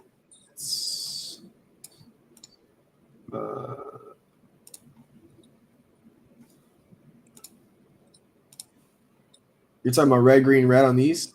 That specific looking thing, yeah. It looks like the Tetris Z block. Yeah, I mean it's normal though. You got your cup and you got your handle for me, right? So it's sure. It's kind of normal to see some downside. Again, this would be the true support you'd want to hold somewhere in this vicinity right here. And if it holds, again, cup and handles are never always perfect, but this is a pretty clear cup and handle, especially on the larger time frames. Whoops. There's your cup and handle on the daily. It's clear as day. Clear as day. But I mean, you look at this 1 hour and it's pretty fucking good, dude. You know? Heck yeah. So, I mean, I don't feel any need to clip mine at. I'll let them expire worthless. I'll let them disintegrate and get liquidated. If we go all the way down here, dude, take my money, bro. Fuck it. My liquidation is low enough for me to sit through all this storm. What time of day is the middle of that X for tomorrow? This is 4 hours. Tonight, 11. No, it's a 1 hour, 11 p.m. tonight. So in 3 hours. 1, 2, 3. Yeah. Daniel. We got 2 hours for this one and 3 hours for this one. 3, 4 a.m. Perfect. I'll set an alarm. I mean, you could technically hit the one right here. No, but I got to be up. Roxy said, "Don't ever do it." Yeah, make not sure you're fully all awake. the way awake. Yep. Because I closed out one of my positions and I don't fucking remember why because I was half asleep. I still don't even know what coin I closed out.